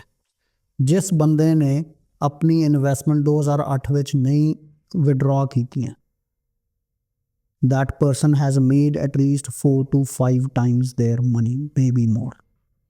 ठीक है, so duration is probably one of the most important things when you call something investment. Warren Buffett ਦਾ ਬਹੁਤ ਕੀ ਕਹਿੰਦੇ popular ਕੋਟ ਹੈ, ਬਹੁਤ ਪੋਪੂਲਰ ਕੋਟ ਹੈ ਕਿ if you cannot invest if you need to sell a stock before 10 years, don't invest in stocks. Reason यही है because Warren Buffett knows and everybody knows आज तो 10 साल बाद if you're buying good company, growing company, the stock will be higher, but nobody can guarantee कि अगले साल 2 साल 'ਚ ਕੀ ਹੋਣਾ। ਬਿਲਕੁਲ ਓਕੇ ਠੀਕ ਹੈ। ਹੁਣ ਇਹਦੇ 'ਚ ਆਪਾਂ ਗੱਲ ਕੀਤੀ ਕਿ ਜੇ ਕਿਸੇ ਨੇ ਫਸਟ ਟਾਈਮ ਹੋਮ ਪਰਚੇਜ਼ ਕਰਨਾ FHSA, otherwise go for TFSA only if you have emergency funds. Emergency fund तो बेस लाइन है ना। हाँ जी, doesn't matter, forget about any account if you don't have an emergency fund. Okay forget about any account, भावें तुसी घर buy कर रहे हो FHSA TFSA, I don't care, your emergency fund is your base bottom line. ਹੁਣ ਉਸ ਤੋਂ ਬਾਅਦ let's talk about a student prospective. ਠੀਕ ਹੈ, immigrant prospective, not just student. ਕਿ ਹੁਣ ਤੁਹਾਡੇ ਕੋਲ ਫੋਰ ਐਗਜ਼ਾਮਪਲ ਐਮਰਜੈਂਸੀ ਫੰਡ ਵੀ ਹੈਗਾ, ਉਸ ਤੋਂ ਬਾਅਦ ਰਜਿਸਟਰਡ ਅਕਾਊਂਟਸ ਕਾਫੀ ਤਰ੍ਹਾਂ ਦੇ ਹੈਗੇ ਨੇ, ਹੈ ਨਾ। ਉਸ ਤੋਂ ਬਾਅਦ ਸਭ ਤੋਂ ਪਹਿਲਾਂ registered account as an immigrant ਉਹਨੂੰ ਕਿਹੜਾ ਖੋਲ੍ਹਣਾ ਚਾਹੀਦਾ? ਓਕੇ, ਸੋ ਪਹਿਲੀ ਗੱਲ ਰਜਿਸਟਰਡ ਅਕਾਊਂਟ ਦਾ ਮਤਲਬ ਕੀ ਹੈ? Okay, registered account means account that is registered with CRA. It can be registered retirement saving plan, registered education saving plan, tax-free saving account, and first home saving account. So these are the 4 registered accounts or main accounts that is registered with CRA. Doesn't matter ਤੁਸੀਂ bank ਤੋਂ ਲੈ ਰਹੇ ਹੋ, ਕਿਸੇ insurance company ਤੋਂ ਲੈ ਰਹੇ ਹੋ, ਇਨਵੈਸਟਮੈਂਟ ਕੰਪਨੀ ਤੋਂ ਲੈ ਰਹੇ ਹੋ, these are called registered. ਹੁਣ ਕਿਹੜਾ ਅਕਾਊਂਟ ਖੋਲ੍ਹਣਾ ਚਾਹੀਦਾ ਉਹਨੂੰ ਸਭ ਤੋਂ ਪਹਿਲਾਂ? ਅਗੇਨ ਉਹੀ ਗੱਲ ਮੈਂ ਆਊਂਗਾ, ਤੁਸੀਂ ਕਰਨਾ ਕੀ ਹੈ? ਸੇਵ ਕਰਨਾ। What is your purpose? ਕਿਉਂ ਸੇਵ ਕਰਨਾ? ਘਰ ਲਈ ਸੇਵ ਕਰਨਾ, ਇੰਡੀਆ ਜਾ ਕੇ ਵਿਆਹ ਕਰਾਉਣਾ, ਉਹਦੇ ਲਈ ਸੇਵਿੰਗ ਕਰ ਰਹੇ ਹੋ, ਘਰ ਲਈ ਸੇਵ ਕਰ ਰਹੇ ਹੋ, ਕਾਹਦੇ ਵਾਸਤੇ ਸੇਵ? ਬੱਚਿਆਂ ਲਈ ਸੇਵ ਕਰ ਰਹੇ ਹੋ, just to save a little extra shelter, you know, after emergency funds. After emergency funds. ਜੇ ਫਿਲਹਾਲ ਘਰ ਦਾ ਕੋਈ ਕੀ ਕਹਿੰਦੇ ਪ੍ਰਸਪੈਕਟਿਵ ਨਹੀਂ ਹੈ ਕਿ ਹਾਂ ਮੈਂ ਬਿਜ਼ਨਸ ਸਟਾਰਟ ਕਰਨਾ, ਕੁਝ ਕਰਨਾ, then open a TFSA. Okay, TFSA probably your best account इसलिए है because there is no restriction when you withdraw money. Canada ਵਿੱਚ ਕਦੀ ਵੀ ਤੁਸੀਂ ਇਨਵੈਸਟ ਕਰਦੇ ਹੋ, doesn't matter ਤੁਸੀਂ ਕਿੱਥੇ ਇਨਵੈਸਟ ਕਰ ਰਹੇ ਹੋ, if you're making any income, whether it is earned income, business income, any profits, you have to pay taxes on it. okay, There are only 3 things that you don't have to pay taxes. First is your principal residence. ਤੁਹਾਡਾ principal residence ਤੁਸੀਂ ਅੱਜ $1,00,000 ਦਾ ਖਰੀਦਿਆ, 5 ਲੱਖ ਦਾ ਵੇਚਦਾ, there is no taxes on profit. ਉਹ ਵੀ ਅੱਜ ਦੀ date ਵਿੱਚ ਹੈ, ਆਈ ਡੋਂਟ ਨੋ ਗਵਰਨਮੈਂਟ ਨੇ ਉਹਦਾ ਕੀ ਕਰਨਾ, but as of right now principal residence 'ਤੇ ਕੋਈ ਟੈਕਸ ਨਹੀਂ ਹੈ। Second is your life insurance proceeds. So ਰੱਬ ਨਾ ਕਰੇ ਜੇ ਡੈਥ ਹੁੰਦੀ ਹੈ, ਘਰਦਿਆਂ ਨੂੰ ਜੋ ਵੀ ਪਿੱਛੇ ਪੈਸਾ ਮਿਲਦਾ, ਦੈਟਸ ਆਲ ਟੈਕਸ ਫ੍ਰੀ।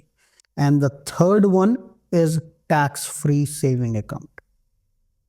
ਸੋ ਤੁਸੀਂ $10,000 ਟੈਕਸ ਫ੍ਰੀ ਸੇਵਿੰਗ ਅਕਾਊਂਟ 'ਚ ਇਨਵੈਸਟ ਕੀਤੇ based on your risk appetite and everything 10,000 ਦੇ suppose 15,000 ਬਣ ਗਏ when you withdraw that $15,000 you do not have to report anywhere, you do not have to pay any taxes, there is no T-slips that are generated, zero, nothing. And as I said, there is no restriction, you can withdraw that money at any point in time. Okay ਤੇ ਉਸ ਤੋਂ ਬਾਅਦ ਹੁਣ registered account ਸਭ ਤੋਂ poplar ਇੱਕ ਤਾਂ ਹੋ ਗਿਆ TFSA ਫॉर ਬਿਗਨਰ ਹੈ ਨਾ ਤੇ ਸੈਕੰਡ ਨੰਬਰ ਤੇ ਆਉਂਦਾ ਪਹਿਲਾਂ ਯੂ نو ਵਾਟ ਜਦੋਂ ਰਜਿਸਟਰਡ ਅਕਾਊਂਟਸ ਦੀ ਗੱਲ ਆਉਂਦੀ ਹੈ ਨਾ CRA ਦੇ ਨਾਲ ਰਜਿਸਟਰ ਤਾਂ ਹੈਗੇ ਨੇ ਤੇ ਆਈ ਥਿੰਕ CRA ਇੱਕ ਲਿਮਿਟ ਵੀ ਦਿੰਦਾ ਹੈ ਐਨੂਅਲ ਹੁੰਦੀ ਆਈ ਥਿੰਕ ਉਹ limit You know what, Rishabh, ਹਰ ਚੀਜ਼ ਦੀ ਹਰ ਰਜਿਸਟਰਡ ਅਕਾਊਂਟ ਦੀ ਆਪਣੀ ਆਪਣੀ ਲਿਮਿਟ ਹੈ. If I start telling you about different accounts, we will get confused. Okay Let's make it a goal ਕਿ ਆਪਾਂ ਕਰਨਾ ਕੀ ਹੈ ਉਸ ਹਿਸਾਬ ਨਾਲ ਮੈਂ ਥੋੜਾ ਜਿਹਾ ਤੁਹਾਨੂੰ ਦੱਸਦਾ. So suppose you tell me ਕਿ ਮੈਂ ਘਰ ਲੈਣਾ ਚਾਹੁੰਦਾ, ਠੀਕ ਹੈ ਮੈਂ ਤੇ ਮੇਰੀ ਵਾਈਫ ਅਸੀਂ ਦੋਨੋਂ ਘਰ ਲੈਣਾ ਚਾਹੁੰਦੇ. Just to give you kind of a creating a scenario, ਤੁਹਾਡੀ ਏਜ ਜਿਹੜੀ ਹੈਗੀ ਉਹੀ 25-27 ਸਾਲ ਦੋਨਾਂ ਦੀ ਏਜ ਹੈ. You are working and wife is working as well. ਠੀਕ ਹੈ, ਤੁਹਾਡੀ ਇਨਕਮ ਸਪੋਜ਼ $1,00,000 ਹੈ ਤੇ ਵਾਈਫ ਦੀ ਇਨਕਮ ਸਪੋਜ਼ 20-25,000 ਹੈ. She is working part time or not working too much and say you have kid as well, ਬੱਚਾ ਵੀ ਹੈਗਾ, you are renting right now. So created a little bit of scenario.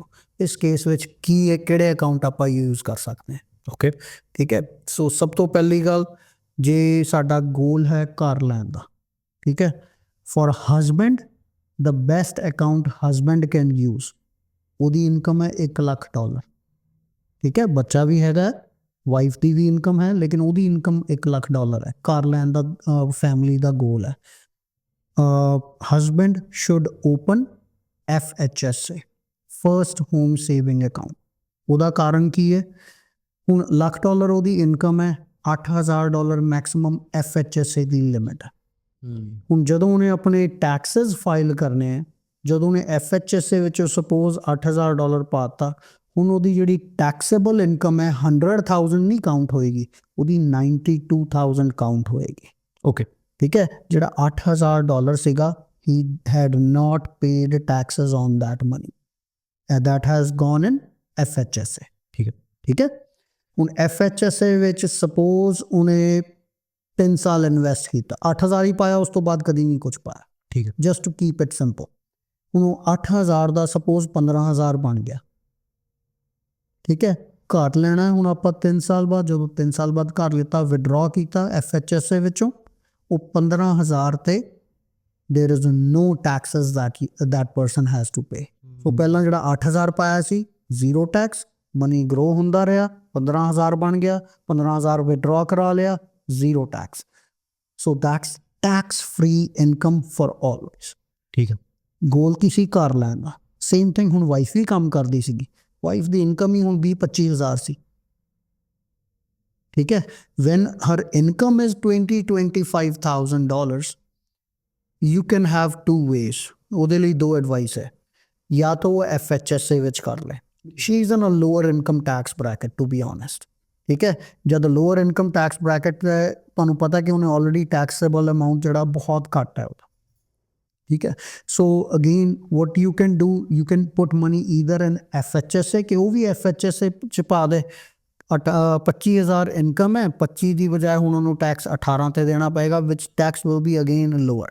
ਬਿਲਕੁਲ. But my advice would be put it in a TFSA instead of FHSA. You are already in a lower tax bracket. You are putting money in FHSA, which means you can only withdraw it for first home tax free. ਜੇ ਕਿਸੇ ਹੋਰ purpose ਲਈ withdraw ਕਰਦੇ ਹੋ, you have to pay the full tax on that money. ਠੀਕ ਹੈ.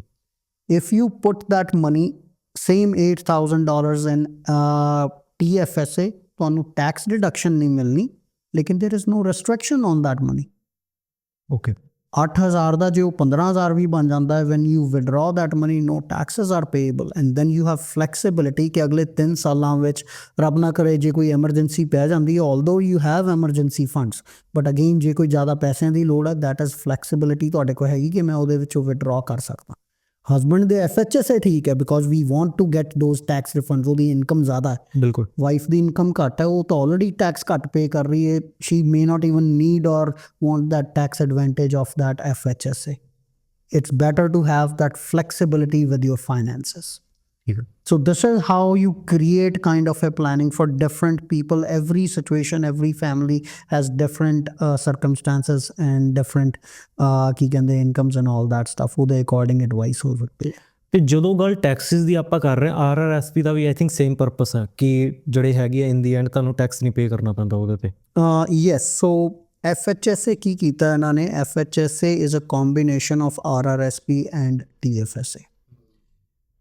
Just to give you a little bit of idea ਨਾ ਤਿੰਨਾਂ ਦਾ ਇੰਟੀਗ੍ਰੇਸ਼ਨ ਕਿੱਦਾਂ ਹੁੰਦਾ. ਓਕੇ ਸੋ RRSP ਦਾ ਮਤਲਬ ਹੈ ਅਗੇਨ ਤੁਹਾਡੀ $1 ਲੱਖ ਇਨਕਮ ਹੈ, $8,000 ਤੁਹਾਨੂੰ ਤੁਸੀਂ ਸਪੋਜ਼ 8,000 ਰੱਖਦੇ $8,000 ਤੁਸੀਂ RRSP 'ਚ ਪਾਤਾ. ਸੇਮ ਕਨਸੈਪਟ ਹੈ, ਹੁਣ ਤੁਹਾਡੀ ਟੈਕਸੇਬਲ ਇਨਕਮ 92,000 ਹੋ ਜਾਏਗੀ. ਬਿਲਕੁਲ $8,000 ਤੁਸੀਂ RRSP 'ਚ ਪਾਇਆ, ਉਸ ਤੋਂ ਬਾਅਦ ਕਦੀ ਕੋਈ ਕੰਟਰੀਬਿਊਸ਼ਨ ਨਹੀਂ ਕੀਤਾ, ਉਹ $8,000 15,000 ਬਣ ਗਿਆ. ਠੀਕ ਹੈ, 3 ਸਾਲਾਂ ਬਾਅਦ. You're not supposed to take that money out. That money is for your retirement. ਕਿ ਗਵਰਨਮੈਂਟ ਨੇ ਤੁਹਾਨੂੰ ਕੀ ਕਹਿੰਦੇ ਰਿਬੇਟ ਜਾਂ ਛੂਟ ਕਿਉਂ ਦਿੱਤੀ ਸੀ ਕਿ ਅਸੀਂ ਟੈਕਸ ਅਜੇ ਨਹੀਂ ਲੈ ਰਹੇ?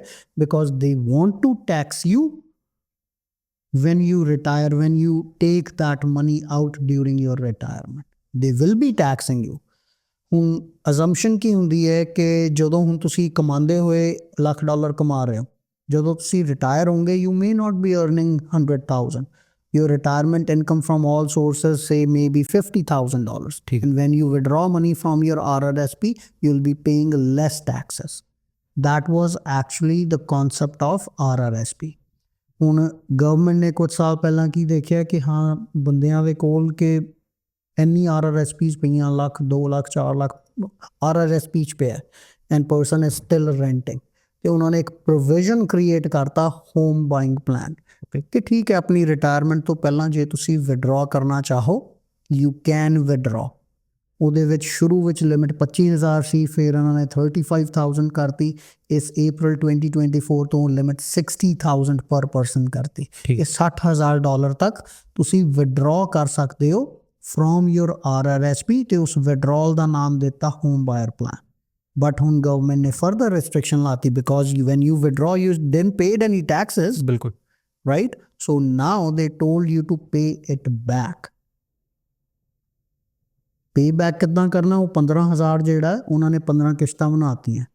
ਹਰ ਸਾਲ ਤੁਸੀਂ $1,000 pay back ਕਰਨਾ ਹੈ ਆਪਣੀ RRSP ਵਿੱਚ. ਜੇ ਤੁਸੀਂ ਨਹੀਂ pay back ਕਰਦੇ they will be putting tax on that.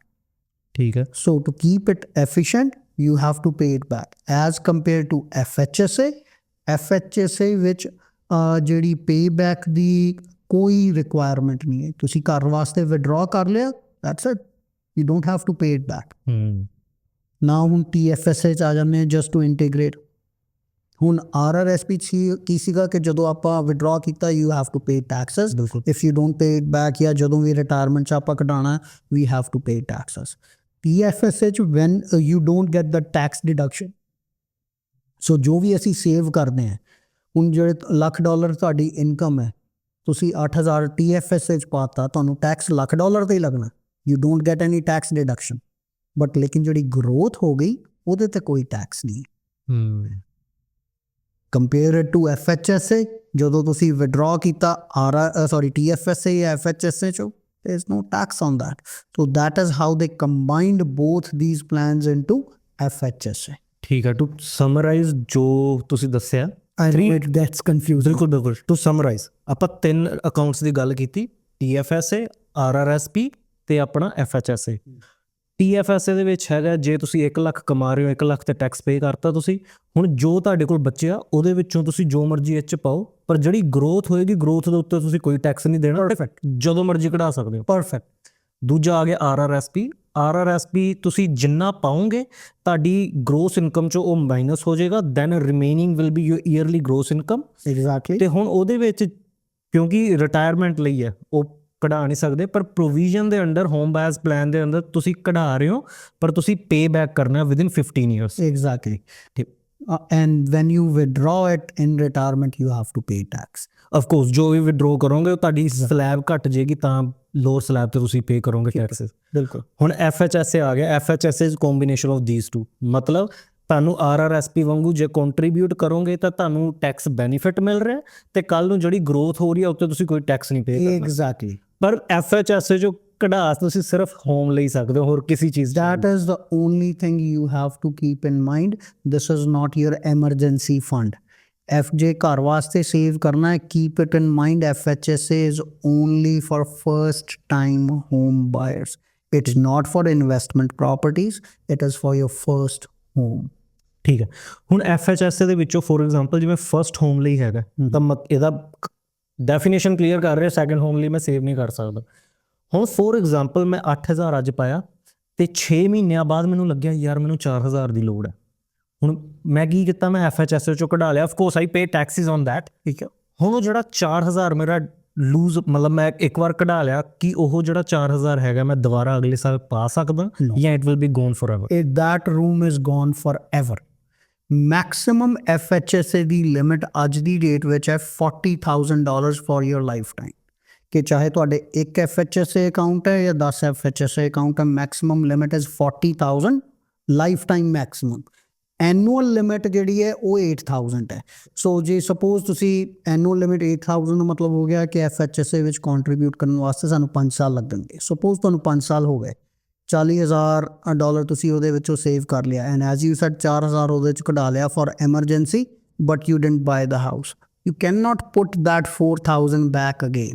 That was a lifetime limit. Once you withdraw it, that room is gone forever.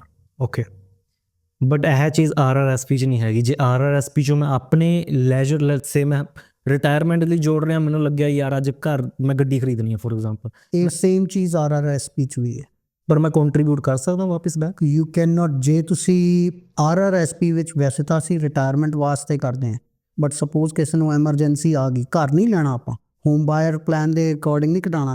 ਹੁਣ ਮੇਰੀ RRSP 'ਚ $1,00,000 ਪਿਆ, ਮੈਂ ਰਿਟਾਇਰ ਨਹੀਂ ਹੋ ਰਿਹਾ, ਲੇਕਿਨ ਮੈਨੂੰ ਐਮਰਜੈਂਸੀ ਲੋੜ ਪੈ ਰਹੀ ਹੈ ਪੈਸੇ ਦੀ, I can still withdraw from my RRSP। Tax pay ਕਰਨਾ ਪਏਗਾ, ਪਰ ਆਈ ਸਪੋਜ਼ 20,000 ਵਿਡਰਾ ਕੀਤਾ, ਉਹਦੇ 'ਚ ਮੈਂ ਟੈਕਸ ਪੇ ਕਰ ਦੇਣਾ, but that 20,000 I cannot pay it back in my RRSP. That room is lost forever. ਜਿਹੜਾ ਇਹ contribution room ਹੈ TFSA 'ਚ ਹੁੰਦਾ ਕਿ whatever you withdraw you can regain that limit next year, but not in RRSP and FHSA. Okay, ਹੁਣ That's a very good question and many people actually don't know this. ਹੁਣ FHSA ਦਾ ਤੁਸੀਂ ਮੈਨੂੰ ਦੱਸਤਾ 40,000 lifetime limit ਹੈ। ਹੁਣ RRSP ਦੀ limit ਕਿੱਦਾਂ define ਹੁੰਦੀ ਹੈ? RRSP ਦੀ ਲਿਮਿਟ ਹੁੰਦੀ ਹੈ, ਦੋ ਤਰੀਕੇ ਨਾਲ ਲਿਮਿਟ ਬਣਦੀ ਹੈ। First is what is your last year's income, 18% of that. ਸੋ ਜੇ ਮੈਂ ਇਸ ਸਾਲ 2024 ਵਿੱਚ ਸਪੋਜ਼ $1,00,000 ਅਰਨ ਕੀਤਾ, my next years RRSP limit will be 18,000। Okay, ਠੀਕ ਹੈ। ਹੁਣ ਮੈਂ ਨੈਕਸਟ ਈਅਰ 2025 'ਚ ਆ ਗਏ, ਮੇਰੇ ਕੋਲ ਪੈਸੇ ਨਹੀਂ ਹੈਗੇ, ਮੈਂ ਨਹੀਂ ਕੰਟਰੀਬਿਊਟ ਕਰਦਾ RRSP 'ਚ, ਤੇ 2025 'ਚ ਵੀ ਮੈਂ $1,00,000 ਕਮਾ ਰਿਹਾ। ਹੁਣ ਜਿਹੜੇ 24 ਦੇ 18,000 ਸੀ ਤੇ 25 ਦੇ 18,000, that will keep on accumulating till I don't use that room. ਠੀਕ ਹੈ। Only difference comparing back to RRSP 'ਚ 40,000 ਲਾਈਫ ਟਾਈਮ ਲਿਮਿਟ ਹੈ FHSA 'ਚ, ਸੋਰੀ FHSA 'ਚ, ਤੇ RRSP ਦੇ ਵਿੱਚ ਜਿਹੜੀ ਹੈਗੀ ਹੈ ਲਿਮਿਟ ਡਿਫਾਈਨ ਕਰੇਗੀ ਤੁਹਾਡੀ gross income the, let's say 18। There is 18% maximum up to a maximum annual limit as well. So again, ਜੇ ਹੁਣ ਮੇਰੀ ਸਪੋਜ਼ ਇਨਕਮ ਸਾਲ ਦੀ $1 million ਹੈ, Okay. that doesn't mean ਕਿ ਮੈਂ 1,80,000 ਆਪਣੀ RRSP 'ਚ ਕੰਟਰੀਬਿਊਟ ਕਰ ਸਕਦਾ। ਮੇਰਾ ਫੋਲੋ ਅਪ ਸੀਗਾ ਹੈ। ਹਾਂ, that there is a maximum limit, annual limit ਉਹ ਦੇ ਦਿੰਦੇ ਮੇਰੇ ਖਿਆਲ 24 ਦੀ, if I'm not wrong it is somewhere around 33,000. Okay, So 30,000 or 33,000 K maximum ਇੰਨਾ ਕਰ ਸਕਦੇ ਹੋ, this is your annual limit, ਜਾਂ ਫਿਰ ਪਿਛਲੇ ਸਾਲਾਂ ਦਾ ਜੋ ਐਕਿਊਮੂਲੇਟਡ ਲਿਮਿਟ ਜੇ ਤੁਸੀਂ ਨਹੀਂ ਯੂਜ਼ ਕੀਤੀ ਉਹ ਯੂਜ਼ ਕਰ ਸਕਦੇ ਹੋ। ਸੋ 18% ਜਾਂ let's say 30,000 or 2024 30 or 33,000 just for the sake of example. just for the sake of example. So whichever is highest, either 30 or either 18%, Not whichever is lower. whichever is lower. ਹੁਣ ਮੇਰੀ income ਹੈਗੀ ਹੈ $1 million, ਠੀਕ ਹੈ that means and suppose ਮੇਰੀ ਕੋਈ accumulated ਪਿਛਲੇ ਸਾਲਾਂ ਦੀ ਕੋਈ ਲਿਮਿਟ ਨਹੀਂ ਹੈ RRSP the maximum I can contribute is 30,000 ਠੀਕ ਹੈ ਤੁਹਾਡੀ ਇਨਕਮ ਹੈਗੀ ਹੈ $1,00,000 that doesn't mean ਕਿ ਤੁਹਾਡੀ 30,000 ਲਿਮਿਟ ਹੈ your limit will be 18,000 18% or the maximum annual whichever is lower ਉਹਨਾਂ ਨੇ ਤੁਹਾਡੀ ਜੇ ਤੁਹਾਨੂੰ 30,000 ਦੇਤੀ ਲਿਮਿਟ that means ਤੁਹਾਡੀ RRSP contribution limit 30% ਹੋਗੀ not 18% you Whichever is better, less. whichever is lower ਲੈਸ ਆ ਠੀਕ ਹੈ ਹੁਣ ਆਪਾਂ ਜਿਹੜੀ ਐਗਜ਼ਾਮਪਲ ਲੈ ਕੇ ਚੱਲ ਰਹੇ ਸੀ ਹਸਬੈਂਡ ਵਾਈਫ ਐਂਡ ਕਿਡ ਠੀਕ ਹੈ ਹੁਣ ਚਲੋ ਘਰ ਲੈ ਲਿਆ ਹੁਣ ਤੁਸੀਂ ਸਟਾਰਟਿੰਗ 'ਚ ਦੱਸਿਆ ਸੀ 4 ਤਰ੍ਹਾਂ ਦੇ ਅਕਾਊਂਟ ਹੈ TFSA RRSP FHSA ਤੇ ਇੱਕ RESP ਦੱਸੋ ਕੀ ਹੁੰਦਾ RESP ਹੁੰਦਾ ਬੱਚਿਆਂ ਦੀ ਸੇਵਿੰਗਸ ਵਾਸਤੇ registered education saving plan and that is also very important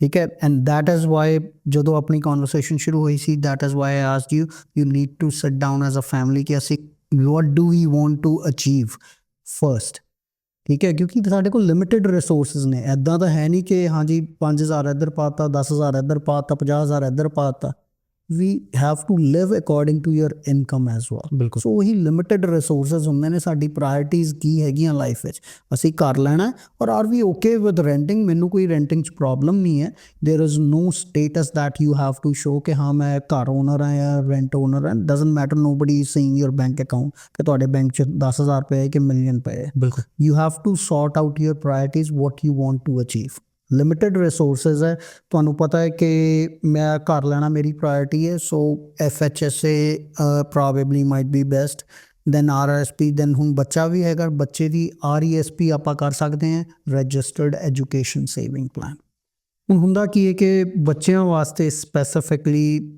ਜਦੋਂ ਤੱਕ 12th ਤੱਕ ਹੈਗੇ ਨੇ ਬੱਚੇ and if they are going in the public school system there is nothing that you have to pay almost or nothing that you have to pay it is funded by public ਜਿਹੜੇ Texas ਹੈ ਉਸ tax revenue ਤੋਂ ਸਾਡਾ education system ਚੱਲ ਰਿਹਾ 12th ਤੋਂ ਬਾਅਦ ਜਿਹੜੀ ਯੂਨੀਵਰਸਿਟੀ ਕਾਸਟ ਹੈ that is actually very high okay and that is when people get financial shock ਕਿ ਅਚਾਨਕ ਹੁਣ ਮੈਂ $20,000-25,000 ਕਿੱਥੋਂ ਲੈ ਕੇ ਆਵਾਂ ਠੀਕ ਹੈ and again when I'm saying 20-25,000 I'm talking about nominal courses and I understand that international students are paying 4-5 times their ਕੀ ਕਹਿੰਦੇ ਹੈ tuition fees pay ਕਰਦੇ but again don't forget this is for your kid who is a Canadian citizen or PR or whatever ਠੀਕ ਹੈ ਜਦੋਂ ਉਹਨੇ ਜਾਣਾ ਹੋ ਸਕਦਾ ਉਹਦੀ ਟਿਊਸ਼ਨ ਫੀ ਅੱਜ ਦੀ ਡੇਟ ਵਿੱਚ ਵੀ average tuition fee can be anywhere between 8,000 to 14,000-15,000 but it's not only the tuition fee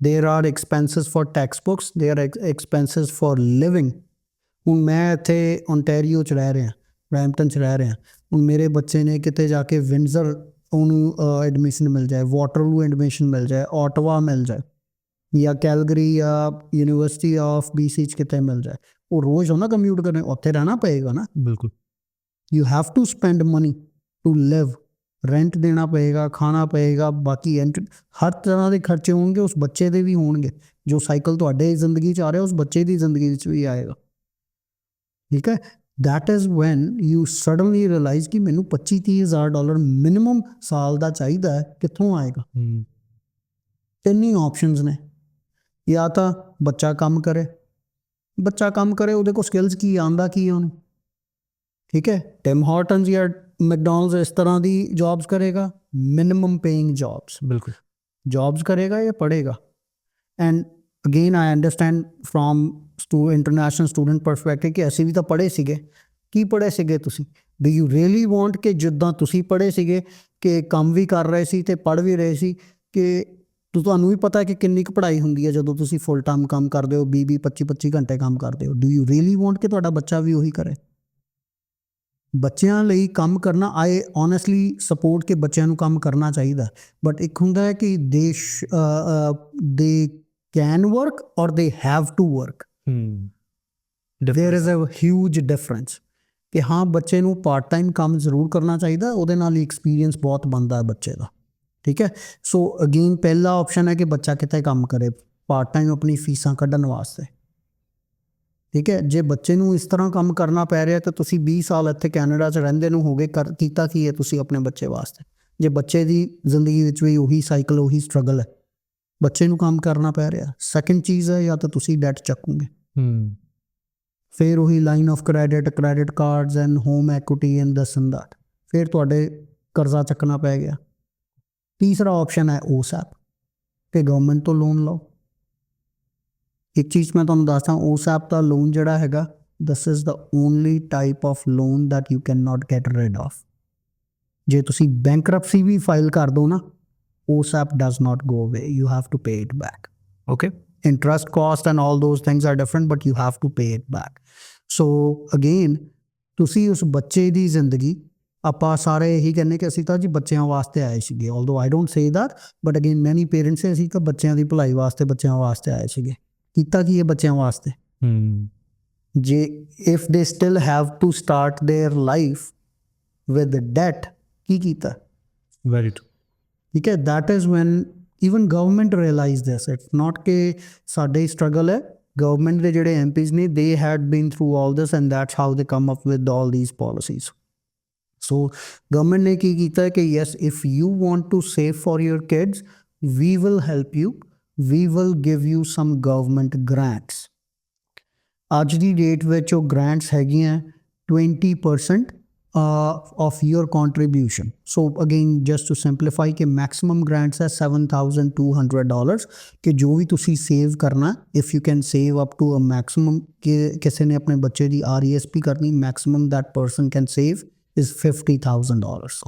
So government कहती है जे तुसी save करना चाहते हो, we will help you, we will give you some free grants, $7,200.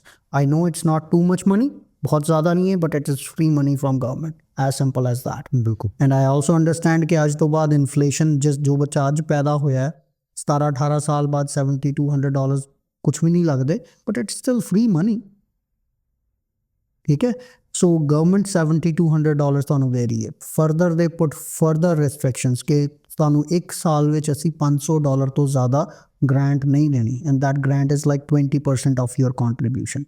Which means if you save $2,500 a year, government will give you $500 completely free at no cost, irrespective of your income, irrespective of your social status. ठीक। It's not too much money, something, it's a freeze. Why not get it? Definitely. ठीक है, so you should start saving for your kids' education when they are younger. Because खुद सोच के देखो, जे $500 government तो मिलना है साल का maximum, it takes about 14.5 years approximately to get the full $7,200. But मेरे लिए $2,500 कहना बहुत आसान है, but if somebody is working on minimum wage jobs, उन्हें किराया देना है, हुण उन्होंने मैं कह रहा घर भी लेना, हुण उन्होंने मैं कह रहा गड्डियाँ भी लैनियां, इट बिकम्स वेरी डिफिकल्ट बिल्कुल to do all these accounts. And that is when you have to see कि ਅਸੀਂ ਕੀ ਕਰਨਾ ਚਾਹ ਰਹੇ ਹਾਂ ਲਾਈਫ ਵਿੱਚ, what is our priority. ਇਹਦੇ ਵਿੱਚ ਤੁਸੀਂ OSAP ਦੀ ਗੱਲ ਕੀਤੀ, ਲੋਨ ਡਿਫਾਈਨ ਕਰੋ ਕੀ ਹੁੰਦਾ ਕੀ ਹੈ, ਕਿ ਜਿਨ੍ਹਾਂ ਨੂੰ ਨਹੀਂ ਪਤਾ। OSAP is, मैं बहुत ज़्यादा डिटेल ਵਿੱਚ ਤਾਂ ਨਹੀਂ ਜਾਊਂਗਾ, okay, not going in numbers. OSAP is a loan from government.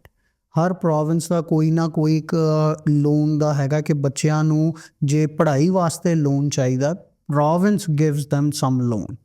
The OSAP the full form ਹੁੰਦਾ Ontario Student Assistant Program.